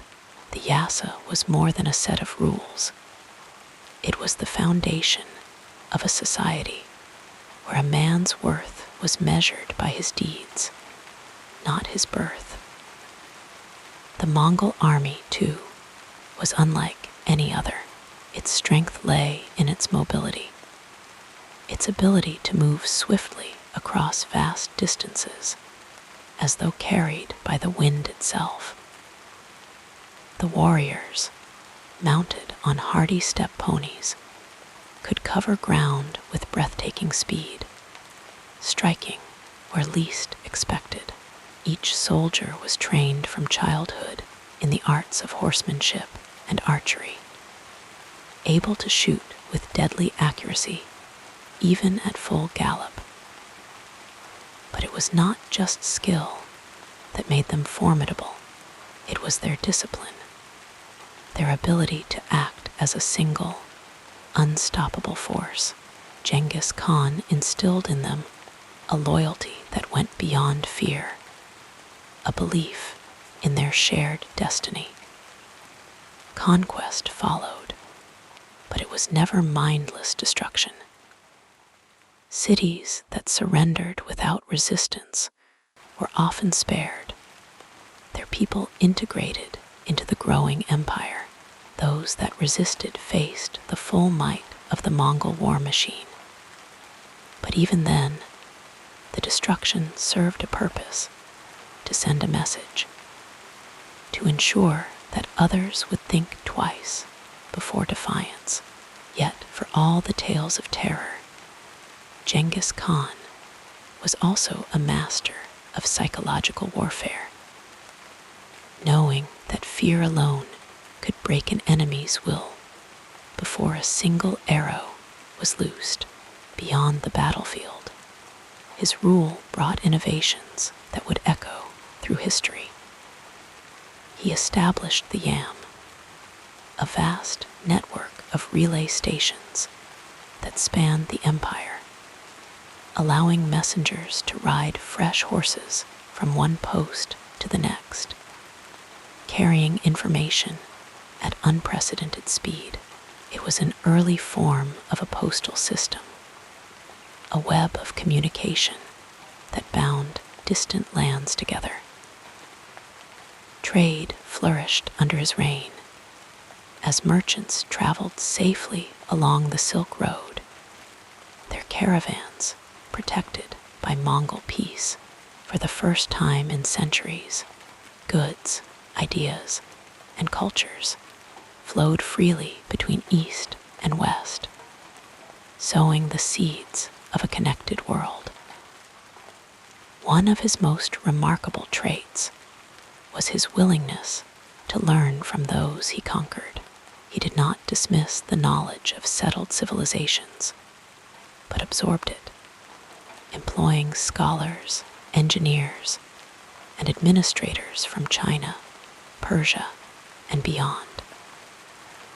He understood that an empire could not be ruled by force alone. It needed wisdom, structure, the slow and steady work of governance. His advisors came from many nations, their voices blending into a chorus that guided the empire's growth. Religion, too, was treated with surprising tolerance. Unlike many rulers of his time, Genghis Khan did not impose his own beliefs on his subjects. Christians, Muslims, Buddhists, and shamans all found a place within his realm, so long as they offered no threat to his rule. It was a pragmatic approach, one that prevented unnecessary strife and allowed diverse peoples to coexist under the vast Mongol sky. As the years passed, the empire expanded in all directions, a relentless tide that swept across Asia and into Europe. China fell under Mongol dominion, its walls unable to withstand the cunning and persistence of Genghis Khan's generals. The Khwarezmian Empire, a powerful kingdom in Persia, crumbled before the Mongol advance, its cities reduced to dust. Yet, even in victory, there was a method to the seeming chaos. The lands absorbed into the empire were not left in ruins, but rebuilt, their resources harnessed, their people made part of the greater whole. By the time of his death in 1227, Genghis Khan had laid the foundations of an empire that would endure for generations, ruled by his descendants. His legacy was not just in the lands conquered, but in the systems he created: the laws, the trade routes, the blending of cultures. He had taken a fractured, war-torn world and bound it together, if only for a time, under a single banner. And now, as the night grows deeper, let these thoughts drift like embers on the wind. Picture the vastness of the steppe, the endless sky above, the quiet murmur of history in the darkness. The story of Genghis Khan is one of ambition and restraint, of conquest and wisdom, a tapestry woven from countless lives and moments. Let it lull you into rest as the world itself seems to pause, breathing softly beneath the stars. The past is a gentle dream, and you may slip into its embrace, carried away on the whispers of time. As your breathing becomes more regular, let us continue with the next chapter of our biography in the quiet expanse of the Mongolian steppe, where the wind murmurs through the tall grass and the stars shine like distant campfires. The life of Ghengis Khan unfolded through a series of turning points, each one a quiet ripple that would one day become a wave, reshaping the world. Let us drift back to those moments, as one might follow the slow, meandering course of a river, and consider how the choices made in those instants altered the path of history. One of the earliest and most profound of these moments came in his youth, when he was still known as Temujin. His father, Yasuje, had been poisoned by enemies, leaving his family abandoned by their tribe, left to scrape a meager existence from the unforgiving land. This was a time of hunger and desperation, where survival itself was uncertain. But Temujin, even as a boy, carried within him a quiet resolve. Instead of resigning himself to obscurity, he sought allies, forging bonds with other outcasts, and slowly gathering a following. Had he chosen differently, had he succumbed to despair, the story might have ended there. Just another forgotten life, swallowed by the vastness of the steppe. But he did not. He chose to endure, and in doing so, he took the first step toward a destiny far greater than anyone could have imagined. Another turning point came when he was captured by a rival clan and imprisoned in a wooden collar, a humiliation meant to break his spirit. Yet, even then, he did not surrender. Under the cover of night, he slipped free, hiding in the reeds of a river until his pursuers gave up their search. This escape was more than mere survival. It was a lesson in patience, in knowing when to wait and when to act. It taught him the value of cunning over brute force, a principle that would later define his military strategies. Had he been recaptured, or had he attempted a reckless escape too soon, the future conqueror might have vanished into the annals of forgotten prisoners. But he did not. He waited, he watched, and when the moment was right, he moved silently into the darkness, leaving behind the chains of his captivity. Perhaps the most pivotal decision of all came when he faced a choice between vengeance and alliance. After years of struggle, he had the chance to kill Jamaka, his childhood friend turned bitter rival. Jamaka had betrayed him, had even sought his death, and yet, when the moment came, Temujin offered mercy. He asked Jamaka to rejoin him, to stand once more as a brother. It was an act of unexpected grace, a glimpse of the statesman he would become. Jamaka refused, choosing death over submission, but the offer itself revealed something profound. Temujin was not merely a warrior, but a leader who understood the power of loyalty. Had he given in to anger, had he executed Jamaka in rage, he might have sowed seeds of fear rather than respect among his followers. But he did not. He chose the harder path, the one that demanded wisdom over vengeance. And in doing so, he laid the foundation for a unity that would one day bind the fractious tribes of Mongolia under his rule. As the years unfolded, each decision built upon the last, like stones placed carefully in a river to form a crossing. When he was proclaimed Ghengis Khan universal ruler, It was not by force alone, but because he had proven himself a leader who could bring order to chaos. He instituted laws, the Yasa, that governed everything from military discipline to the protection of trade routes. He promoted men based on merit rather than birth, ensuring that talent, not lineage, determined rank. These were not the actions of a mere conqueror, but of a ruler who sought to build something lasting.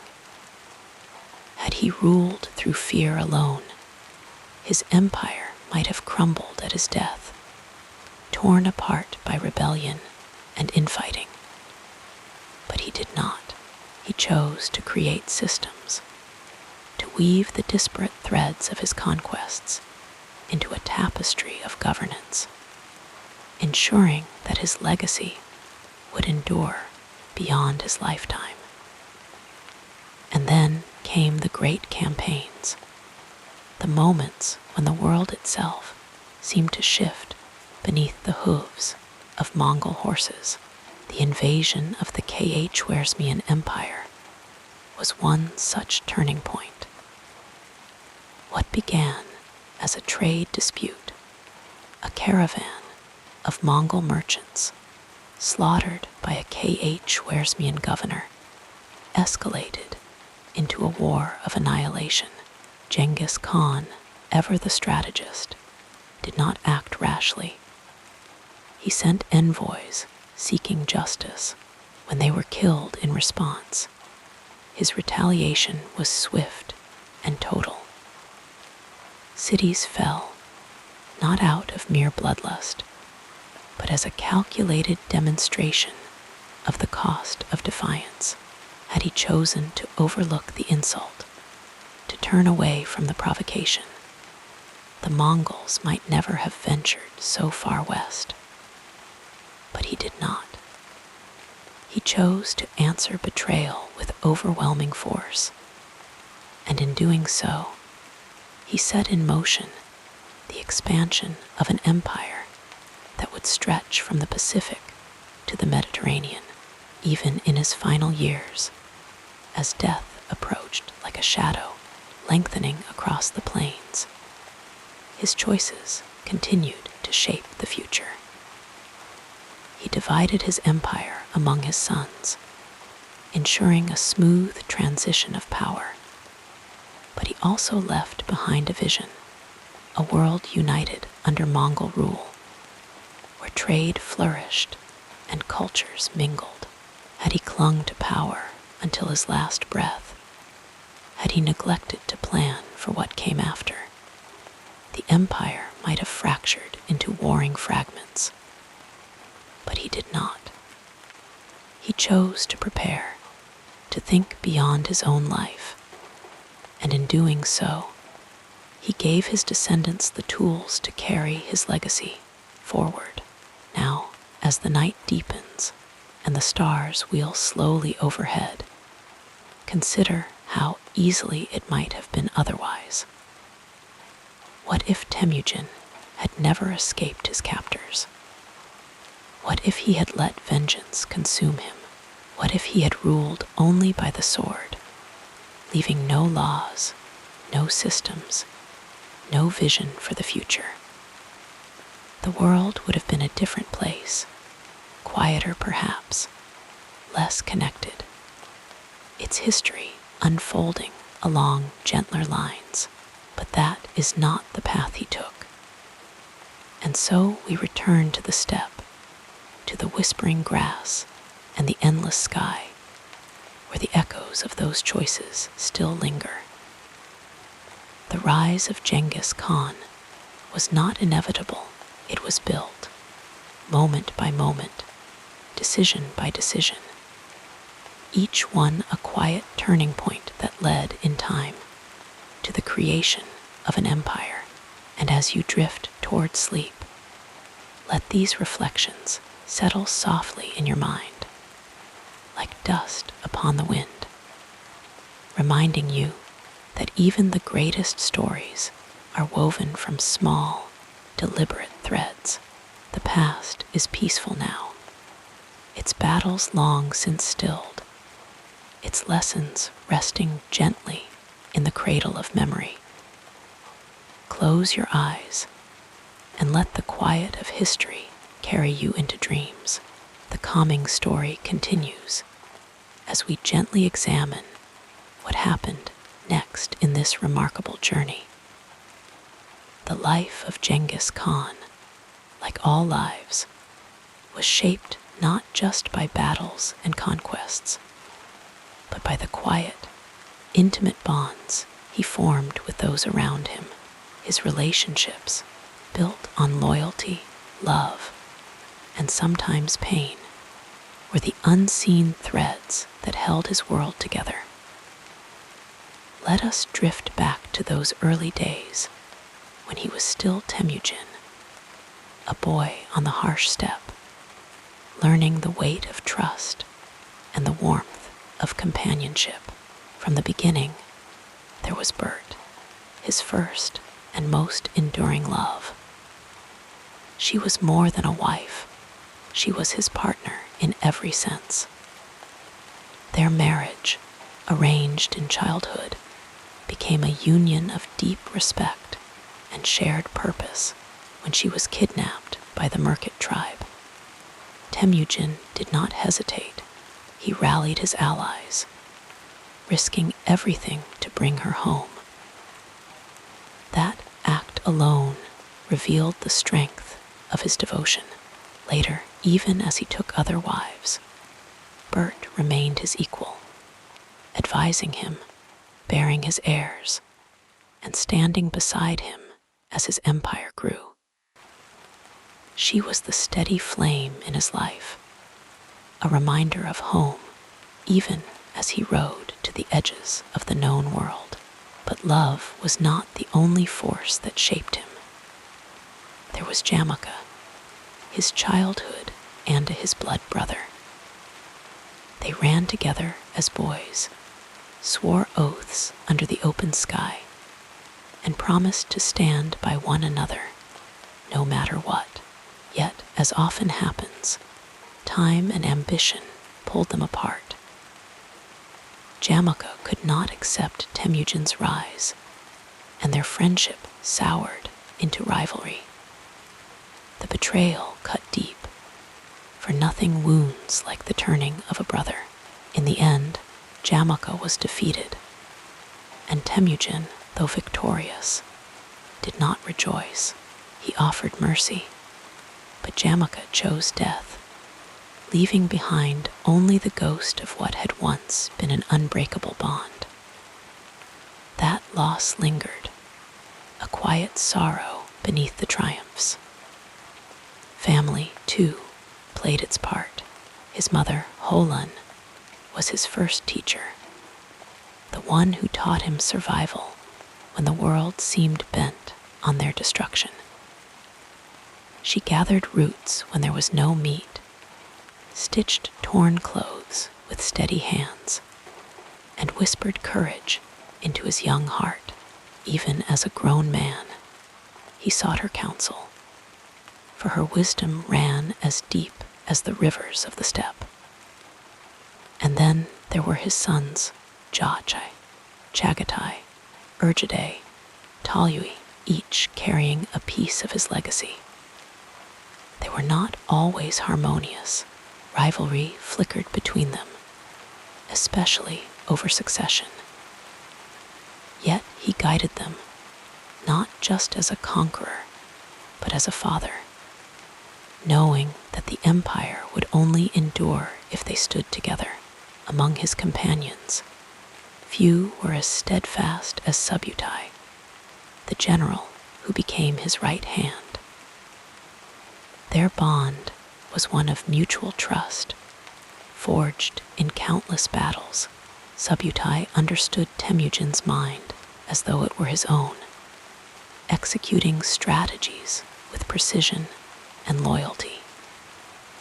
Together, they expanded the empire farther than any before them. Yet their relationship was never that of master and servant. It was a partnership, built on respect. When Subutai spoke, Temujin listened, for he knew that even the greatest leaders need those who will tell them the truth. And then there were the quiet moments, the ones history often forgets, the laughter shared around a campfire after a long ride, the murmured conversations under starlight, the silent understanding between old friends who had seen too much to need words. These were the moments that made the burdens of leadership bearable. Even as his empire stretched across continents, he never lost the ability to sit among his people, to listen to their stories, to remember where he had come from. In his final years, as the weight of time settled upon him, these relationships took on new meaning. He thought of Bert, who had stood beside him through every storm, of his sons, who would carry his name forward, of the friends who had fallen along the way.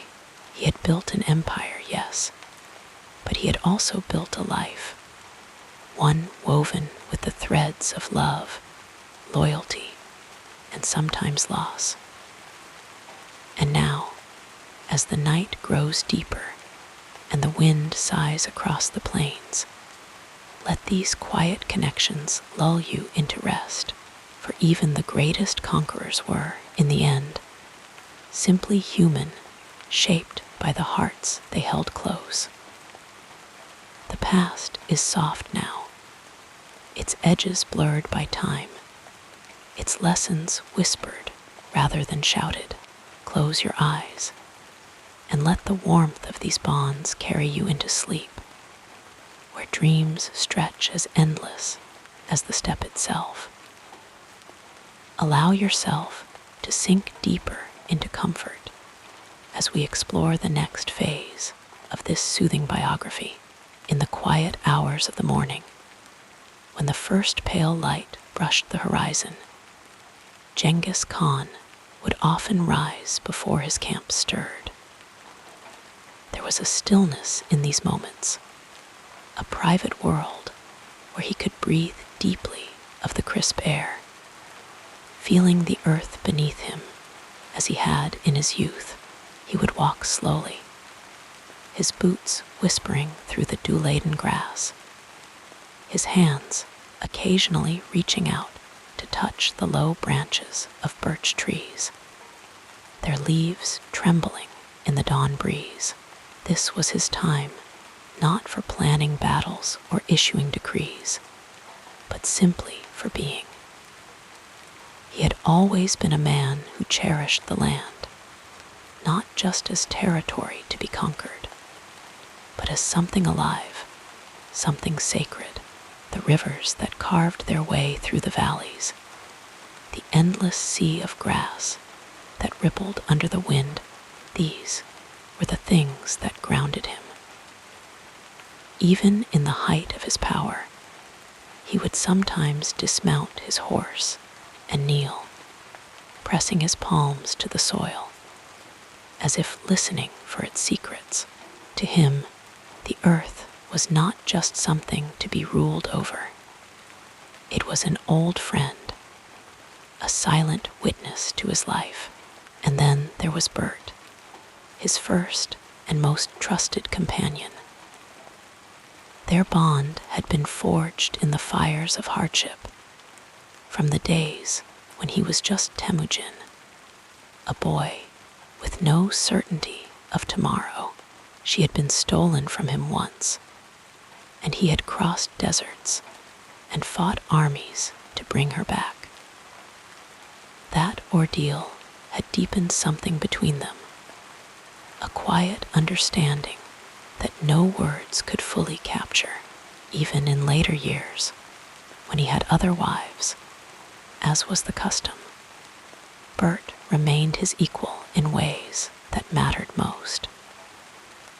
She was the one he turned to when the weight of leadership grew heavy, one who could read his silences as easily as his speeches. In their jur, the felt walls glowing softly with lamplight, they would sit together, sometimes speaking, sometimes not, her fingers weaving strands of wool into patterns as old as their people, while he sharpened his knife. The rhythmic sound of familiar comfort. His children, too, were a source of both pride and quiet reflection.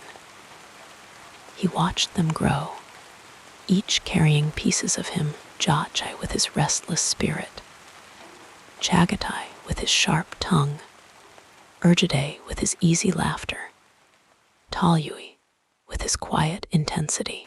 He taught them to ride, to hunt, to lead, but also to listen to the wind, to the stories of their elders, to the heartbeat of their people. On clear nights, he would point to the stars, tracing the constellations that had guided their ancestors across the steppe. His voice low and steady as he spoke of the sky's endless mysteries when he wasn't leading armies or governing his empire. He found solace in simple pleasures. He loved the hunt, not just for the thrill of the chase, but for the way it sharpened the senses, the way it connected him to the rhythms of nature, the slow tracking of prey, the patient waiting, the sudden burst of motion. It was a dance as old as time, one that required both discipline and instinct. Afterward, he would often sit by the fire, the scent of roasting meat filling the air, and listen to the stories of his companions, their voices rising and falling like the flames. Music, too, held a special place in his heart. The deep, resonant notes of the Morin Kuar, the horsehead fiddle, could stir something in him that nothing else could. He would close his eyes as the musician played, the melody evoking memories of distant camps, of laughter around fires, of lullabies sung in the dark. Sometimes, if the mood struck him, he would sing, a low, steady hum, more felt than heard, a sound that seemed to rise from the earth itself. His philosophy was shaped by the land and the people who had raised him. He believed in loyalty, in the unbreakable bonds between those who had suffered and triumphed together. He believed in merit, in rewarding those who proved themselves, regardless of birth, and he believed in balance, knowing when to be ruthless and when to be merciful, when to speak and when to listen.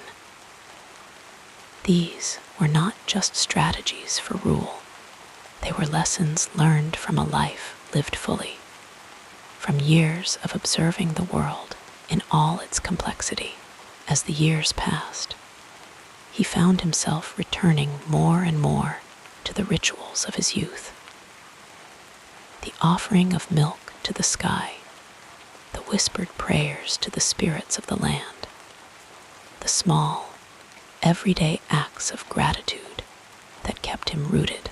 He knew his time was not infinite, and so he savored the moments, the feel of a well-worn saddle beneath him, the sound of his grandchildren's laughter, the quiet companionship of those who had walked beside him through decades of struggle and triumph. And so, as the fire burns low and the night wraps itself around you, let these images drift through your mind, the great Khan not as a conqueror, but as a man who loved deeply, who found joy in the simple things, who carried the weight of his world with both strength and tenderness. The wind still moves across the steppe as it did then. The stars still shine as brightly, and the earth still holds the memory of those who walked upon it. Let these thoughts cradle you, gentle and steady, as sleep draws near. The past is not so far away, and in dreams we can walk those same paths, under the same endless sky, like a gentle river flowing toward the sea. Our story continues with the next meaningful chapter. The life of Ghengis Kahn was woven into the rhythms of the land, a steady pulse of movement and stillness, labor and rest. His days began long before the sun stretched its fingers across the horizon, when the air was still cool and the world lay quiet beneath the vast, open sky. In his youth, as a boy named Temujin, he would rise with the first pale hints of dawn, stepping barefoot onto the dew-damp grass outside his family's jur. The steppe was alive with the soft sounds of waking, the distant call of a falcon, the rustle of grazing horses, the murmur of the wind through the tall grasses. He would kneel and touch the earth, whispering thanks to the spirits of the land, a habit instilled in him by his mother, Holan. Then he would begin his chores, tending to the horses, checking the ropes of the jur, helping his family prepare for the day ahead. Breakfast was simple, warm mare's milk, sometimes mixed with a handful of dried curds, or a thin broth made from the previous night's meat. He ate quickly, always aware of the work waiting for him. As a boy, his mornings were filled with hunting lessons, learning to track and shoot with a bow carved from birch by his own hands. His father, Yesuje, had taught him patience, how to wait motionless for hours, how to read the subtle signs of the land. Even in those early years, he understood that survival depended on observation, on knowing when to move and when to remain still. By midday, the sun would be high and the steppe would shimmer with heat. In the summers of his youth, he and his brothers would rest in the shade of their jur, repairing weapons or weaving new ropes from horsehair. Sometimes they would swim in the nearby rivers, the cold water a welcome relief. His mother would call them back for the midday meal, roasted lamb, if they were fortunate, or wild game caught in the hunt, served with flatbread baked over hot stones. The food was hearty, uncomplicated, meant to sustain them through the long hours of labor. As he grew older, his days shifted. No longer just a boy tending to his family's herds, he became a leader, a unifier of the scattered tribes. His mornings were no longer spent in solitude, but in council, listening to the reports of his commanders, weighing decisions that would shape the fate of thousands. Yet, even then, he kept the rituals of his youth. Before the business of the day began, he would step outside his great jur, his eyes scanning the horizon, breathing in the scent of the earth. He would make his offerings, pouring a libation of milk or arag onto the ground, murmuring prayers to the eternal blue sky. It was a moment of quiet, a reminder of where he had come from. His workspace was wherever his people were. Unlike the kings of settled lands, He did not rule from a palace, but from the saddle, from the felt-lined interior of his jur, where maps of conquest were spread across low wooden tables. His tools were simple but effective: a well-honed saber, a bow strung with sinew, ink, and parchment for the scribes who recorded his decrees. He surrounded himself with those he trusted, men and women who had proven themselves not by blood, but by loyalty and skill. His advisors knew that he listened more than he spoke, that his silence was often more telling than his words. Meals in these years were communal, a time for storytelling and strategy. The scent of roasting meat would fill the air as warriors and chieftains gathered around the fire. He preferred the traditional foods of his people: fermented mare's milk, hearty stews thickened with barley, dumplings stuffed with minced meat. He ate with his hands, savoring the flavors, always making sure his guests were served first. Even as his empire stretched across continents, he never lost his taste for the simple fare of the steppe. Evenings were for reflection. After the sun had dipped below the horizon, he would walk alone for a time, his boots whispering through the grass. The stars would emerge, countless and bright, the same ones that had watched over his ancestors. He would think of the day's decisions, weighing them against his own code: mercy where it was earned, ruthlessness where it was necessary. Then he would return to his jur, where the fire burned low, casting flickering shadows on the walls. His wives and children would be waiting, the younger ones sometimes drowsing against the felt cushions. He would sit among them, listening to their voices, the rise and fall of their laughter a comfort. In his later years, his pace slowed, though his mind remained sharp. He no longer rode at the head of every campaign, but he still woke early, still made his offerings to the sky. His mornings were spent in quiet conversation with his sons and grandsons, sharing the lessons of a lifetime. He taught them what his father had taught him: how to read the land, how to lead not just with strength, but with wisdom. His afternoons were for rest, for sitting beneath the shade of a tree, watching the horses graze.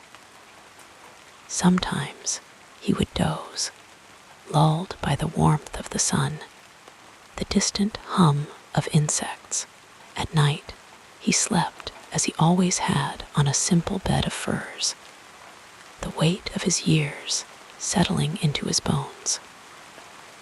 The jur was dark, but for the faint glow of the hearth, the air scented with smoke and leather. Outside, the wind moved through the grass, a soft, endless whisper. He would close his eyes, listening to the familiar sounds of the steppe, the same sounds that had cradled him since childhood. And as sleep took him, he dreamed not of conquest, but of home, of the wide, open sky, the feel of the earth beneath his hands, the voices of those he loved, calling him back to the beginning. And so, as you drift toward sleep, imagine him there, not as the fearsome conqueror of history, but as a man who knew the value of stillness, who found peace in the rhythm of his days. The wind still moves as it did then, the stars still watch over the land, and the earth remembers. Let these thoughts carry you gently into dreams, where the past and present blur, and the world is as vast and quiet as the steppe under the moon. As your thoughts grow quieter, we'll continue our peaceful exploration of this fascinating life. Ghengis Khan's philosophy was not written in books or carved into stone, but woven into the fabric of his life, into the way he spoke, the way he ruled, the way he moved across the earth. It was a philosophy shaped by the vastness of the steppe, by the lessons of hardship, and by the deep understanding that strength alone was not enough to sustain an empire. It was wisdom earned through patience, through listening, through the quiet observation of the world around him. From his earliest days, he understood that life was both fragile and enduring. As a boy, abandoned by his own tribe after his father's death, he learned the cruelty of betrayal, the bitterness of hunger, the loneliness of survival. But he also learned resilience, how to endure, how to adapt, how to turn suffering into strength. This was not just a strategy of war, but a philosophy of life. He believed in the power of loyalty, in the bonds forged through shared struggle, and in mercy when it served a greater purpose. His worldview was rooted in the belief that the sky, the earth, and the spirits of the land were always watching, always guiding. He did not see himself as above the natural order, but as part of it. Before every great decision, he would retreat to a quiet place, alone, to listen to the wind, to the rustling grass, to the silence between his own thoughts. He trusted in signs, in the subtle messages of the world around him, and he moved only when the moment felt right. One of his most deeply held values was merit over birth. In a world where bloodlines often dictated power, he built his empire on the principle that a man should rise by his skill, not his name. He promoted shepherds to generals, slaves to advisors, because he had seen firsthand that wisdom and courage could be found in the most unexpected places. His strength came not from standing above others, but from binding them together, from recognizing the value in every person who served with loyalty and honor. He also understood the weight of responsibility. Conquest was not an end in itself, but a means to create order, to bring unity to the fractured tribes of the steppe. He despised waste, despised unnecessary cruelty, and though his campaigns were fierce, they were calculated. He once spared a city that surrendered without resistance, telling his generals, "Why destroy what can be of use?" But to those who defied him, who broke their oaths, his justice was swift and unrelenting. He believed that trust, once broken, was nearly impossible to restore, and so he held his word as sacred. In his later years, his philosophy softened, deepened by the weight of time. He still valued strength, still believed in the necessity of discipline, but he also spoke often of balance, of the need for rest, for reflection, for the simple pleasures of life. He would sit with his grandchildren and tell them stories of his youth, not of battles, but of the quiet moments, the first time he tamed a wild horse, the way the frost glittered on the grass at dawn, the sound of his mother's voice singing old songs by the fire. His faith in the eternal blue sky never wavered, but his understanding of destiny evolved. He no longer saw himself as an unstoppable force, but as a man who had been given a great task, one that would outlast him. He spoke of his empire not as his alone, but as something that belonged to the people, to the land, to the generations yet to come.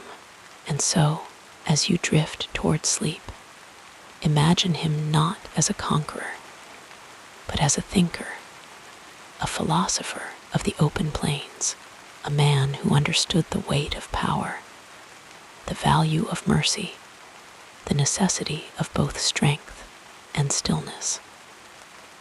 His words were simple, his actions decisive, his heart forever tied to the rhythms of the earth.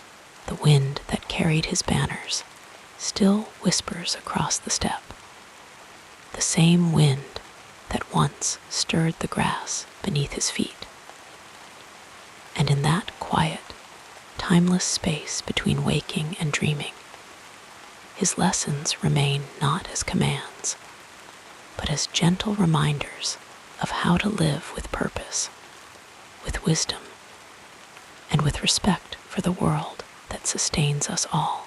Let these thoughts settle over you like a warm blanket, like the soft hush of evening on the plains. The stars above are the same ones he once gazed upon, the same ones that guided him home.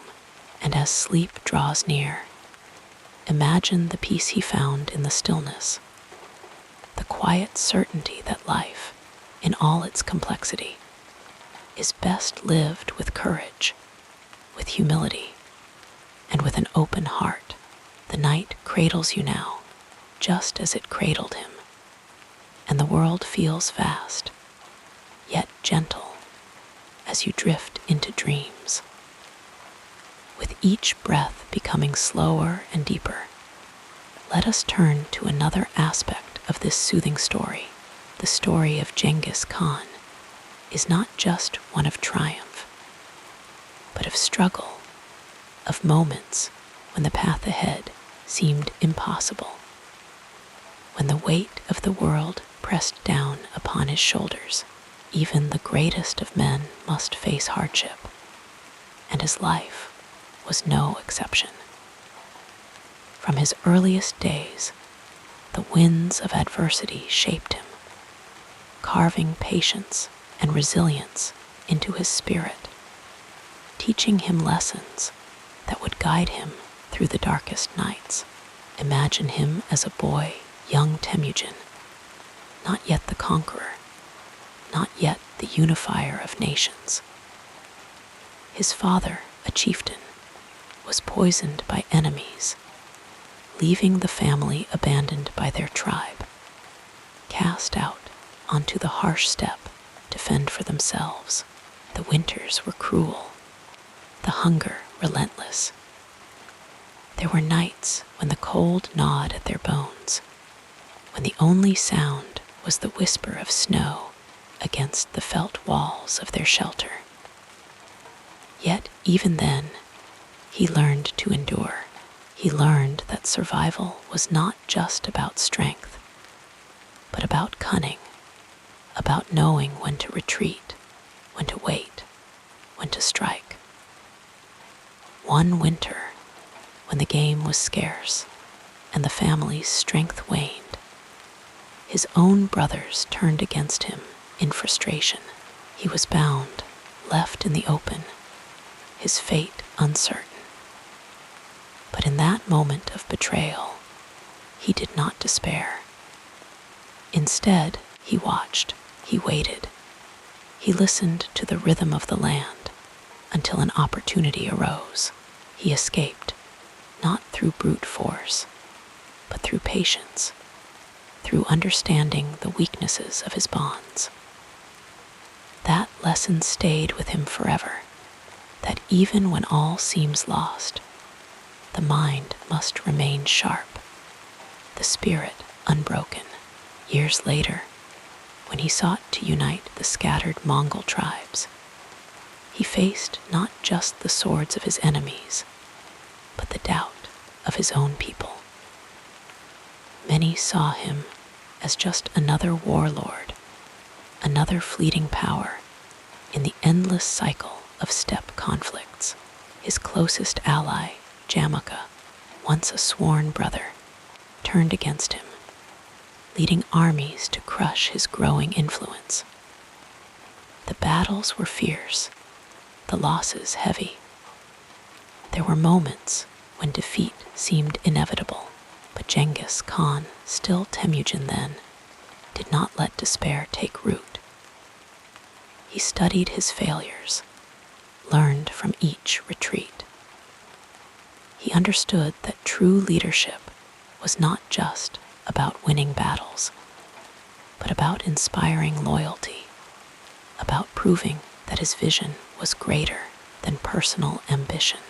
One of his greatest setbacks came at the hands of the powerful Jin dynasty of China.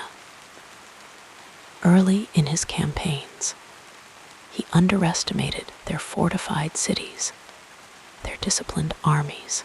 His cavalry, masters of the open plains, struggled against walls and siege warfare. Men fell, supplies dwindled, and for the first time, his forces were forced into a long, grueling stalemate. But rather than rage against the challenge, he adapted. He sought out engineers, learned the art of siegecraft, incorporated new strategies into his way of war. What once was a weakness became a strength. The walls that had stopped him before would not stop him again. Even at the height of his power, when his empire stretched across continents, new trials arose. Distance strained his ability to govern. Rebellions flared in far-off lands, and the very scale of his conquests threatened to unravel what he had built. He had always believed in merit over bloodline, rewarding loyalty and skill above all else. But now, he faced the challenge of maintaining that fairness across thousands of miles. Among countless cultures, he could have ruled with fear, with tyranny, but instead, he chose wisdom. He established laws, the Yasa, not just to punish, but to protect, to bring order to chaos. He listened to advisors, absorbed the knowledge of conquered peoples, and in doing so, he ensured that his empire would not crumble from within. Perhaps the greatest test came not from enemies, but from within his own heart. As he grew older, he saw the cost of his ambitions, the lives lost, the lands forever changed. He had set out to unite the tribes, to bring order to the world, but the weight of that responsibility was heavy. There were nights when he stood alone beneath the endless sky, wondering if he had strayed too far, if the price had been too high. But in those quiet moments, he remembered his purpose. He was not building an empire for himself, but for the generations to come. And so, he tempered his conquests with wisdom, offering peace to those who accepted his rule, sparing cities that surrendered, rewarding those who served with honor. In the end, his greatest strength was not his skill in battle, nor his unmatched strategy, but his ability to learn, to adapt, to rise stronger after every fall. He had known hunger, betrayal, defeat, yet none of it broke him. Instead, it shaped him into a leader who understood both the fragility of life and the enduring power of vision. And so, as you drift closer to sleep, think of his struggles not as burdens, but as the forge that tempered his spirit. Each challenge, each setback, was a lesson written in the language of the earth and sky. He carried those lessons with him always, just as we carry our own quietly in the stillness of the night. The same stars that watched over him now watch over you, their light a reminder that even in darkness, there is wisdom to be found, strength to be gathered. Let his story lull you into rest, knowing that life's trials, no matter how great, are but part of the journey. The steppe winds still whisper his name, not just as a conqueror, but as a man who faced adversity and emerged wiser, kinder, more attuned to the world around him. And as sleep takes you, may you too find peace in the knowledge that every challenge, every quiet struggle is shaping you, just as it shaped him. Beneath the vast and gentle sky, the tapestry of this remarkable life unfolds further as we gently explore the next meaningful period. Beneath the towering legacy of conquest and empire, there existed another Ghengis Kahn, a man of quiet moments and unexpected depths. Few know that under the steel of his armor beat the heart of a man who loved the simple things, the way the morning mist curled over the grasslands, the sound of a horse's breath in the cold air, the taste of fresh arag, the fermented mare's milk that was the drink of his people. He was not just a warrior, but a thinker, a man who valued knowledge as much as strength, who carried with him a deep curiosity about the world beyond the horizon. One of his lesser-known talents was his ability to listen, though history remembers his commands, his strategies, his thunderous presence. It often forgets how he would sit among his advisors in silence, absorbing their words like the earth soaking in rain. He surrounded himself with scholars, artisans, and wise men from every culture he encountered, eager to learn from them. He once spared a Persian scribe, not for any strategic gain, but because the man's knowledge of astronomy fascinated him. Late at night, when the campfires burned low, he would sometimes ask this scribe to point out constellations, their names in Persian sounding like poetry on the wind. He had a surprising fondness for birds in the quiet hours before dawn, when even the most hardened warriors still slept. He would sometimes walk alone to the edges of camp, watching the sky light as the first birds began their songs. There is a story, whispered among the oldest Mongolian tales, that he once halted an entire march for half a day because he found an injured falcon by the roadside. He ordered his physicians to tend to it, and when the bird recovered, he released it himself, watching as it climbed into the endless blue. His men were puzzled. This was the same man who could order the destruction of cities without flinching. Yet in that moment, he was simply a man who understood the fragility of life, who saw something of himself in the falcon's fierce, wounded pride. Another hidden facet of his character was his love of humor, though often depicted as stern and unyielding. Those who knew him best spoke of his quick wit, his ability to diffuse tension with a well-timed joke. He enjoyed riddles, often posing them to his generals during long marches to keep their minds sharp. Once, when a nervous envoy from a distant kingdom stumbled over his words in fear, Ghengis Kahn laughed softly and told him a story about a clumsy foal he had once owned, putting the man at ease. It was a small kindness, one rarely recorded in the grand chronicles of war, but it revealed a man who understood the power of laughter to soothe fear. He was also a man of deep superstition, though he hid it well. Before every major decision, he would consult shamans, not out of blind faith, but from a belief that the unseen world held wisdom beyond mortal understanding.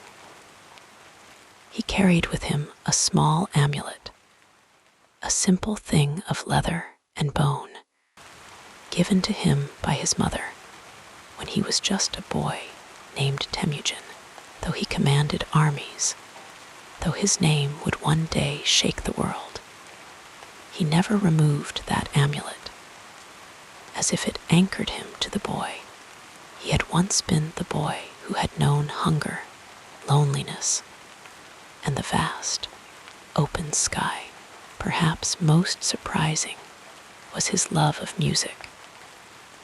The Mongols were a people of song, their histories passed down not in written words, but in melodies that rose and fell like the steppe itself.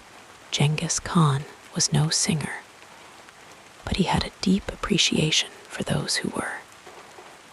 He would often call for musicians to play in his tent after a long day, the soft strains of the horsehead fiddle lulling him into calm.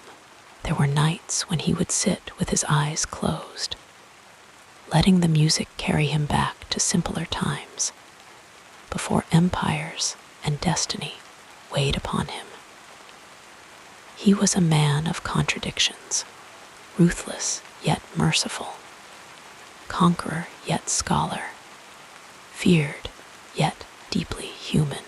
He wept when his oldest friend died, a loss that haunted him for years. He adored his children, especially his daughters, whom he raised to be as strong and capable as his sons. He once pardoned a thief who stole from his own supplies, moved by the man's confession that he did it to feed his starving family. "Hunger makes fools of us all," he had said, remembering his own days as a starving outcast.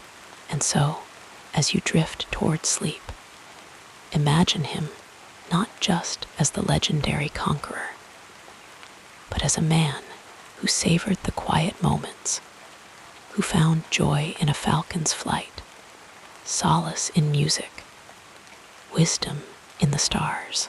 The same wind that carried his armies across continents also carried his laughter, his sorrows, his private thoughts. He was more than his battles, more than his empire.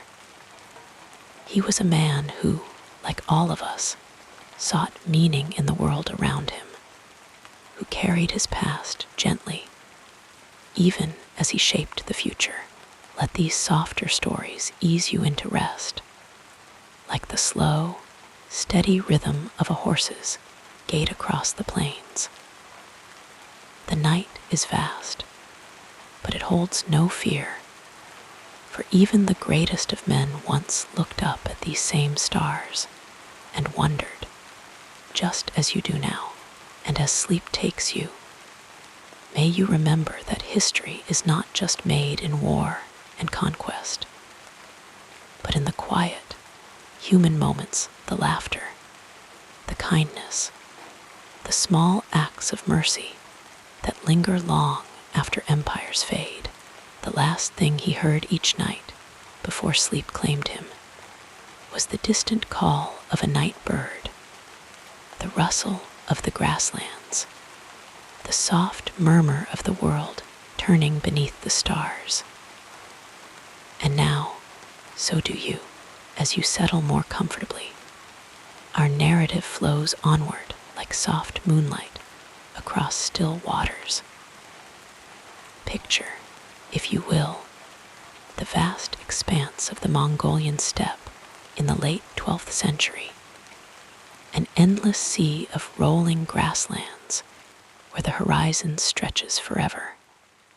Undisturbed by cities or walls, the air is crisp and clean, carrying the scent of wild sage and the faintest trace of distant campfires. This was the world into which Ghengis Kahn was born, a world of nomadic tribes, shifting alliances, and the quiet rhythms of life under an open sky. The steppe was not empty. Though it might seem so at first glance, it teemed with life, both human and animal, all moving in harmony with the seasons, the migrations of herds, and the ancient patterns of the earth. In those days, the world beyond the steppe was in flux. Far to the west, the Crusades had embroiled Europe and the Middle East in centuries of conflict, while in China, the mighty Jin dynasty ruled over a civilization of poets, scholars, and artisans, their cities bustling with trade and innovation. The Islamic world, stretching from Persia to Spain, was a beacon of learning, where astronomers mapped the heavens and physicians wrote treatises on healing. Yet none of these great powers paid much attention to the scattered tribes of the Mongolian plateau until one man united them. The Mongols were not a single people, but many clans, each with their own leaders, traditions, and rivalries. Life was harsh, governed by the unrelenting demands of survival. A child learned to ride before they could walk, to track game across endless plains, to endure blizzards that could bury a man in snow. Loyalty was to family, to clan, above all else, and betrayal was met with swift and brutal justice. It was a world where strength meant everything, where a boy named Temujin, who would one day be called Ghengis Khan, grew up knowing both the cruelty of abandonment and the fierce love of a mother who refused to let her children starve. While empires rose and fell beyond the horizon, the steppe remained a place of quiet intensity, where the wind carried stories from one camp to another, where the stars were not just points of light, but guides for travelers and shepherds. The Mongols worshipped the eternal blue sky, Tengri, and believed in spirits that dwelled in rivers, mountains, and the gnarled roots of ancient trees.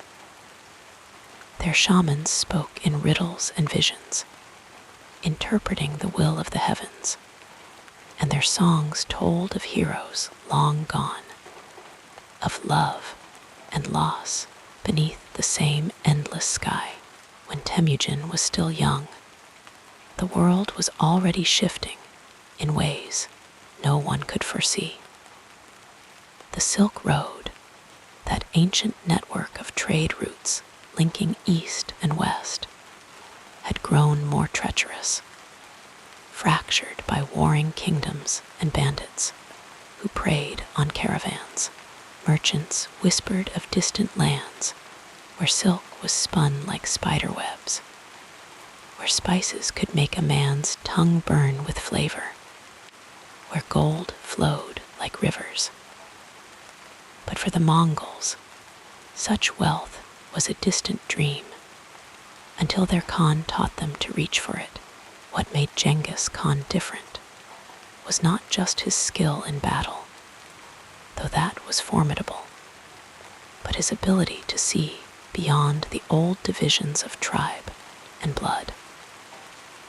He understood that strength lay not in tearing down, but in building, in forging a new kind of unity from the shattered remnants of feuding clans. He took the best of what the world had to offer, absorbing the knowledge of conquered peoples, the tactics of their armies, the wisdom of their scholars. Under his rule, the Mongols became more than raiders. They became administrators, diplomats, even patrons of art and science. And yet, for all the grandeur of his empire, Genghis Khan never forgot the simple rhythms of the steppe.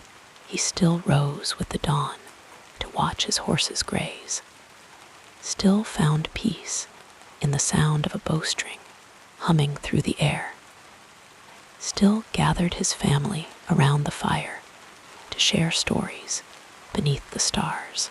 His laws were strict but fair, his punishments swift but just. He valued loyalty above all, rewarding those who served him well. And though his enemies feared him, those who swore allegiance found in him a leader who kept his word. As you drift toward sleep, imagine the world as he knew it, not just the thunder of hooves and the clash of swords, but the quiet moments in between. The hush of snowfall on the grasslands, the warmth of a felt-lined jur against the winter wind, the laughter of children playing with wrestling and archery as their ancestors had for generations. His empire spanned continents, yes, but it was built on these small, human things, on trust, on discipline, on the unshakable belief that even the mightiest oak grows from a single seed. The night is deep now, and the stars above are the same ones that once guided Mongol horsemen across uncharted lands. The same constellations that lit the way for traders, scholars, and travelers who moved freely under the Pax Mongolica. That rare peace his empire brought to a fractured world. And as sleep draws near, remember this: history is not only written in blood and conquest, but in the quiet dignity of a people who, for a brief and shining moment, shaped the destiny of continents, before fading back into the wind like footprints on the steppe, erased by time, but never truly forgotten. Breathe deeply and let the weight of centuries settle gently around you. The past is not so far away as it seems. The same moon that watched over Genghis Khan's camps now shines through your window, and the same silence that filled the steppe at night now cradles you toward dreams. Rest now, knowing that even the greatest storms begin as whispers on the wind, and even the mightiest empires once slept beneath these same stars, listening to the quiet turning of the world. Let the rhythm of these words carry you further into relaxation as we continue our peaceful journey. As you settle deeper into the quiet embrace of night, let your thoughts drift to the ways Genghis Khan's legacy still lingers in the world today, not just in the echoes of battles won, but in the quiet reshaping of cultures, societies, and the very fabric of how people lived, traded, and understood one another. His empire was vast, yes, but its true impact was woven into the everyday lives of millions, like threads of silk carried along ancient trade routes, soft and enduring. Imagine, for a moment, the world before his rise, a patchwork of isolated kingdoms, each suspicious of the other, where merchants dared not travel far for fear of bandits or war. Then came the Mongols, and with them, an unseen revolution. Under the Pax Mongolica, the roads grew safe, and for the first time in centuries, a merchant from Venice could journey all the way to Beijing without fear. Ideas flowed as freely as goods. A Persian astronomer might share his charts with a Chinese scholar. A European envoy could sit at the table of a Mongol Khan and exchange stories of distant lands. The world, once divided, began to breathe as one. Even now, traces of this connectivity remain. The very word horde, which once struck fear into the hearts of Europe, comes from the Mongol ordu, meaning camp or court, a reminder that these so-called barbarians were, in truth, master organizers, builders of systems that outlasted their empire. The postal relay system they created, the YAM, was a marvel of efficiency, with stations dotting the landscape where riders could rest and change horses, carrying messages at speeds unmatched until the invention of the telegraph. It was a network of trust, a web of communication that bound the empire together, and its principles can still be seen in the way modern logistics move the world's goods. Then there were the laws, the great Yasa, which wove fairness into the fabric of daily life. Unlike the arbitrary rule of many kings, Ghengis Khan's laws were clear, applied to all, high and low alike. He outlawed the theft of livestock, a vital protection for herders whose survival depended on their animals. He granted religious freedom, a radical notion in an age when faith and power were often one. Christians, Muslims, Buddhists, and shamans all lived side by side under Mongol rule, their temples and mosques standing undisturbed. In a world that had known only conquest and forced conversion, this tolerance was a quiet revolution, one that still whispers in the modern ideals of pluralism and coexistence. And what of the arts, the sciences, the slow unfurling of knowledge? The Mongols did not simply conquer, they collected. They gathered scholars like precious stones, bringing them to their courts to share what they knew.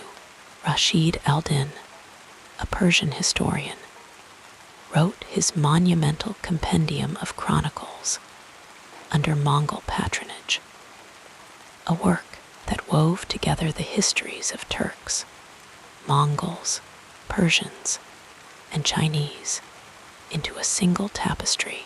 Chinese doctors shared their knowledge of pulse diagnosis with Islamic physicians.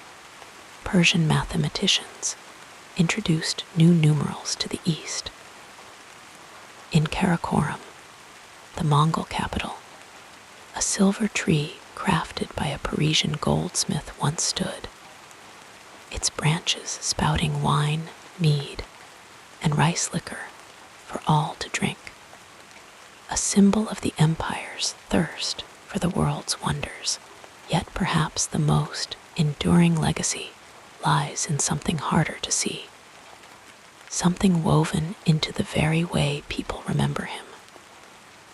For centuries, the West spoke of Ghengis Kahn only as a destroyer, a scourge sent by heaven to punish the wicked. But over time, as historians sifted through the ruins, they found another story, one of a unifier, a lawgiver, a man who saw beyond tribe and clan to imagine something greater. In Mongolia today, he is not a figure of fear, but of pride, his face on currency, his name spoken with reverence. Scholars now speak of the Mongol exchange, a sister to the Columbian exchange, where technologies, crops, and ideas crisscrossed Eurasia, transforming diets, economies, and even languages. The humble pasta you eat, the spices that flavor your meals, the very concept of diplomatic immunity, all bear the faint imprint of his world. And so, as sleep draws nearer, let your mind wander across these quiet legacies. The clatter of a horse's hooves on a modern street might recall the Mongol cavalry. But so too does the internet, a vast and borderless network.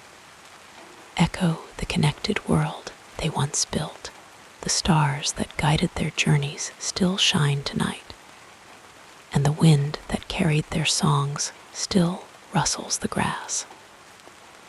History is not just the crash of empires falling, but the soft, persistent murmur of change, the way a single life, a single vision, can ripple outward across centuries, touching lives in ways unseen. Breathe in and out. The past is not gone, only resting, waiting in the spaces between thoughts. The same moon that once lit Ghengis Khan's councils now casts its silver light upon your pillow, and the same quiet that filled the steppe wraps around you now, gentle as a felt blanket. Drift and dream, knowing that even the grandest stories are made of small, quiet moments like this one, here in the dark, where history and sleep entwine. With the gentleness of falling snow, we transition now to another meaningful chapter in this life story. Let us drift back across the centuries to the vast, rolling steppe where the wind whispers through the tall grass and the sky stretches endlessly overhead. Here, in this quiet expanse, the young Temujin, later known as Ghengis Khan, spent his earliest years, shaped by hardship and the unyielding beauty of the land. His story is woven with moments both grand and humble, some forgotten by time, others preserved like treasures in the folds of history. One such moment comes from his childhood, a time when the world was still small and the future uncertain. When Temujin was just 9 years old, his father, Yesuje, was poisoned by a rival tribe, leaving his family destitute and abandoned by their clan. For years, they survived on the edges of the steppe, gathering wild roots and hunting small game. It was during this time that Temujin learned one of his most enduring lessons, the value of loyalty. His younger brother, Kasar, once killed a small bird, and Temujin scolded him for wasting even the tiniest of lives. Everything has its purpose, he is said to have murmured, a philosophy that would later guide his rule, where every person, no matter how humble, had a place in his empire. As he grew, so too did his reputation. One evening, as the sun dipped below the horizon, casting long shadows across the land, his wife Bert was kidnapped by a rival tribe. Temujin, still a young man with few followers, did not rage or act rashly. Instead, he sought help from an old friend, Jamaka, and the powerful Khan Togrul. Together, they rescued Bert, but the event left its mark. It was not vengeance that drove him, but a quiet determination to create a world where such betrayals would not go unpunished, a world bound by laws, not chaos. Years later, after he had united the fractious Mongol tribes under his banner, Genghis Khan would prove himself a ruler unlike any other. He had no grand palace, no jeweled throne. Instead, he held court in a simple felt tent, the same kind used by every family on the steppe. There, seated on a humble rug, he would listen to disputes, settle grievances, and issue decrees that stretched across continents. One story tells of a time when two of his generals argued over the spoils of war. It was a small moment, but it spoke to the fairness that underpinned his rule. Another lesser-known tale comes from his later years, when his empire stretched from the Pacific to the Caspian Sea. Despite his fearsome reputation, he was known to spare those who showed courage or wisdom. Once, a Persian merchant was brought before him, accused of spying. The man did not cower or beg. Intrigued, the Khan spared him and even granted him a position as an advisor. It was this openness to talent, no matter its origin, that made his empire not just a conquest, but a melting pot of ideas. Perhaps the most revealing story of all, however, is one from his final days. As an old man, weary from a lifetime of war and rule, he called his sons to his side. He did not speak of glory or conquest, but of unity. A single arrow can be broken, he told them, holding one aloft. It was a simple lesson, one he had learned in the hard years of his youth. Strength lay not in the individual, but in the collective. And with that, he closed his eyes for the last time, leaving behind a legacy that would endure long after his body had returned to the earth. Now, as the night deepens and the stars above seem to glow a little brighter, think of these small moments: the boy scolding his brother, the man listening in his felt tent, the old ruler speaking softly to his sons. They are the quiet threads that make up the tapestry of his life, reminders that even the greatest figures in history were, at heart, human. And as sleep draws nearer, let these stories settle gently in your mind, like the soft fall of snow on the steppe, covering the past in a blanket of peace. Breathe in and out. The wind that once carried the songs of Mongol riders now rustles your curtains, and the same silence that filled the Khan's tent surrounds you now. The past is not so far away, It lingers in the quiet spaces between waking and dreaming, waiting to be remembered. So close your eyes and let these stories carry you into sleep, where history and dreams become one. As your eyelids grow heavier, we'll softly explore another dimension of this fascinating biography. In the quiet twilight of his years, Genghis Khan, the once fierce conqueror who had united the scattered tribes of the steppe, found himself slowing like the great rivers of his homeland in winter, still powerful, but with a deep, reflective calm. His face, once sharp with the intensity of command, had softened with age, the lines around his eyes telling stories of countless campaigns, restless nights beneath the open sky, and moments of quiet contemplation. His hair, once dark as the raven's wing, had faded to silver, blending with the frost that dusted the grasslands each morning. Yet his mind remained as sharp as ever, turning now not to war, but to the legacy he would leave behind. He spent his final years in the rolling hills of his homeland, where the wind carried the scent of wildflowers and the distant murmur of grazing herds. His great tent, though still grand, was no longer a command center for armies, but a gathering place for scholars, advisors, and his family.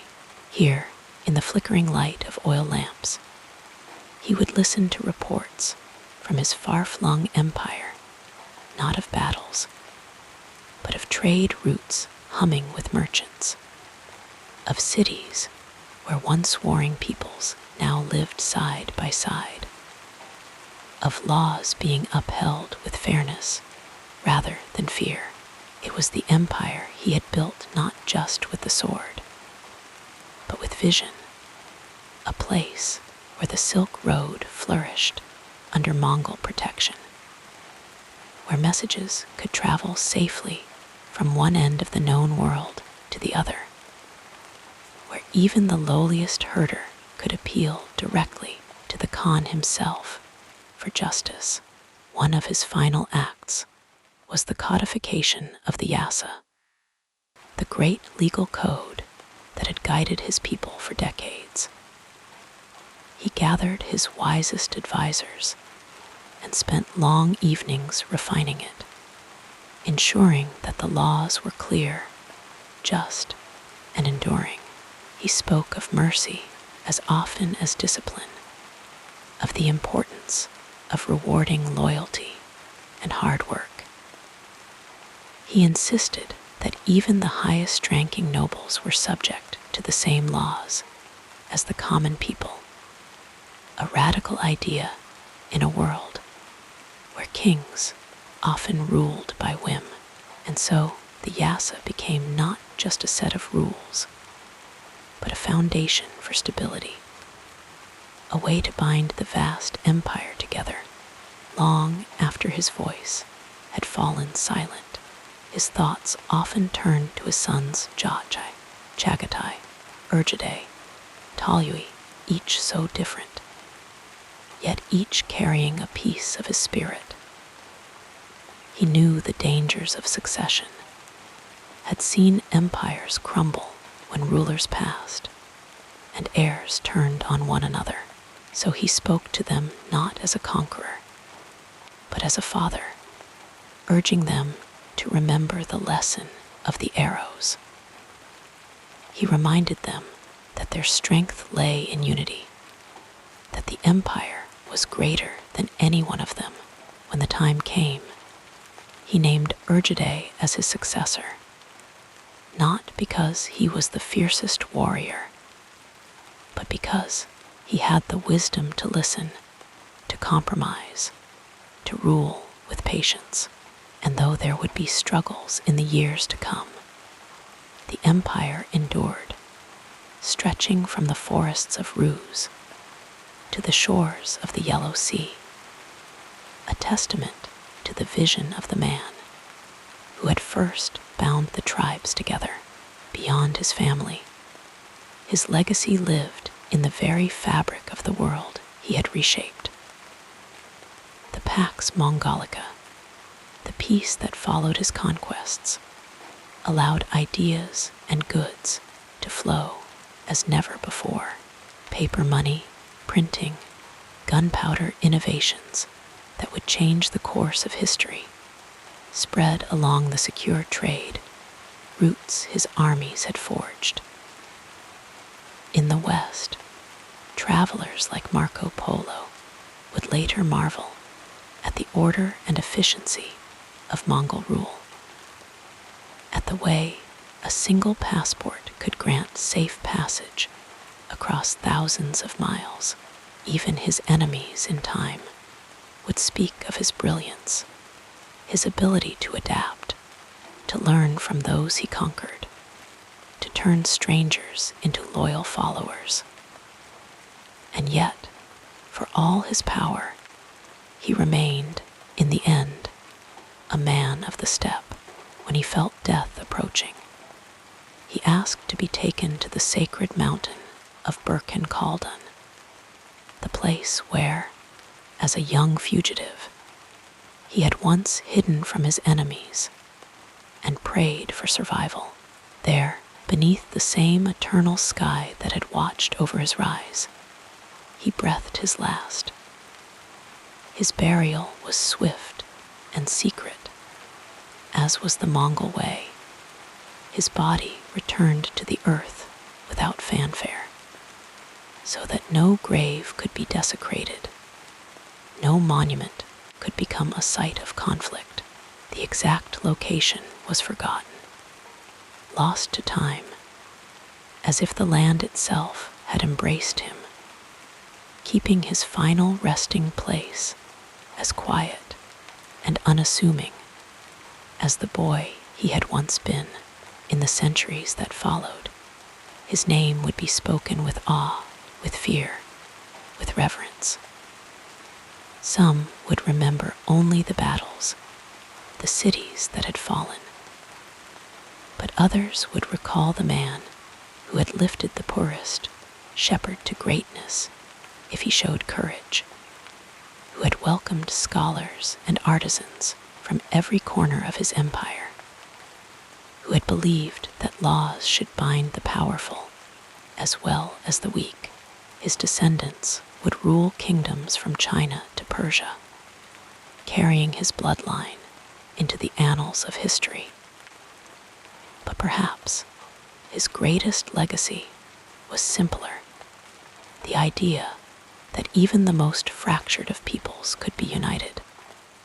That strength came not from tearing others down, but from building something greater together.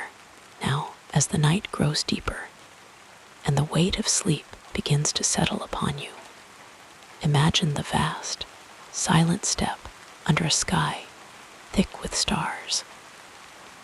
Somewhere in that quiet expanse, the wind still whispers through the grass as it did in his time, carrying the echoes of hoofbeats, of voices raised in song, of a lone rider pausing to gaze at the horizon.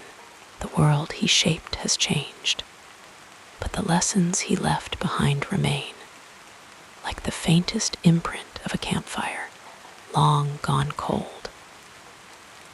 And in this moment, between waking and dreaming, you can almost hear the distant sound of a horse's gentle snort, the soft rustle of a felt tent in the breeze, the quiet words of an old man telling his sons to stand together. Let these images drift through your mind like clouds across the moon, soothing and slow. The past is not gone. It lingers in the stories we tell, in the laws we uphold, in the way we remember those who came before. And as sleep finally claims you, know that history is not just a record of what was. but a gentle current flowing onward, carrying with it the dreams of those who once shaped the world. Rest now, and may your dreams be as vast and peaceful as the steppe under a starry sky. The gentle cadence of our story continues, flowing like a peaceful stream through the next chapter, as the centuries have drifted by like the slow, shifting sands of the Gobi. The legacy of Ghengis Khan has woven itself into the very fabric of the world, a thread of influence that stretches far beyond the borders of his vast empire. His name, once whispered in fear by those who trembled before his armies, has taken on new shades of meaning, reinterpreted and reshaped by generations who have sought to understand the man behind the legend. Some see him as a conqueror, others as a unifier, and still others as a visionary whose ideas transcended the violence of his time. But what remains undeniable is the quiet, enduring ripple of his influence, still felt today in ways both subtle and profound. Consider, for a moment, the way his empire laid the foundations for a world more connected than ever before. The Silk Road, that ancient web of trade routes linking east and west, flourished under Mongol rule, its paths kept safe by the Pax Mongolica, a peace enforced by the very power that had once seemed so destructive. Merchants, scholars, and travelers moved freely, carrying not just silks and spices, but ideas, technologies, and cultures that would shape the Renaissance, the scientific revolution, and the modern world.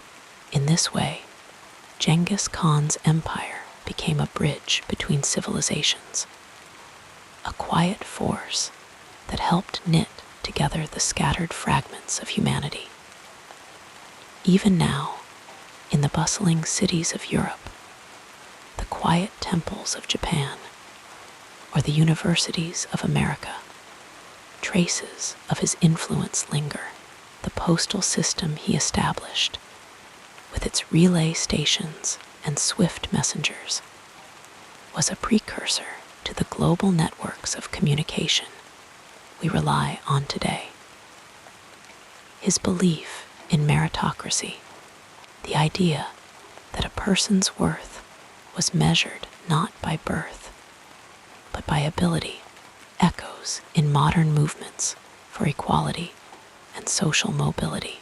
And his legal code, the Yasa, with its emphasis on justice and accountability, finds faint reflections in the constitutions and laws of nations that would rise long after his empire had faded into memory. But perhaps the most enduring legacy is the way his story has been told and retold, a tapestry of myth and history that shifts with each generation.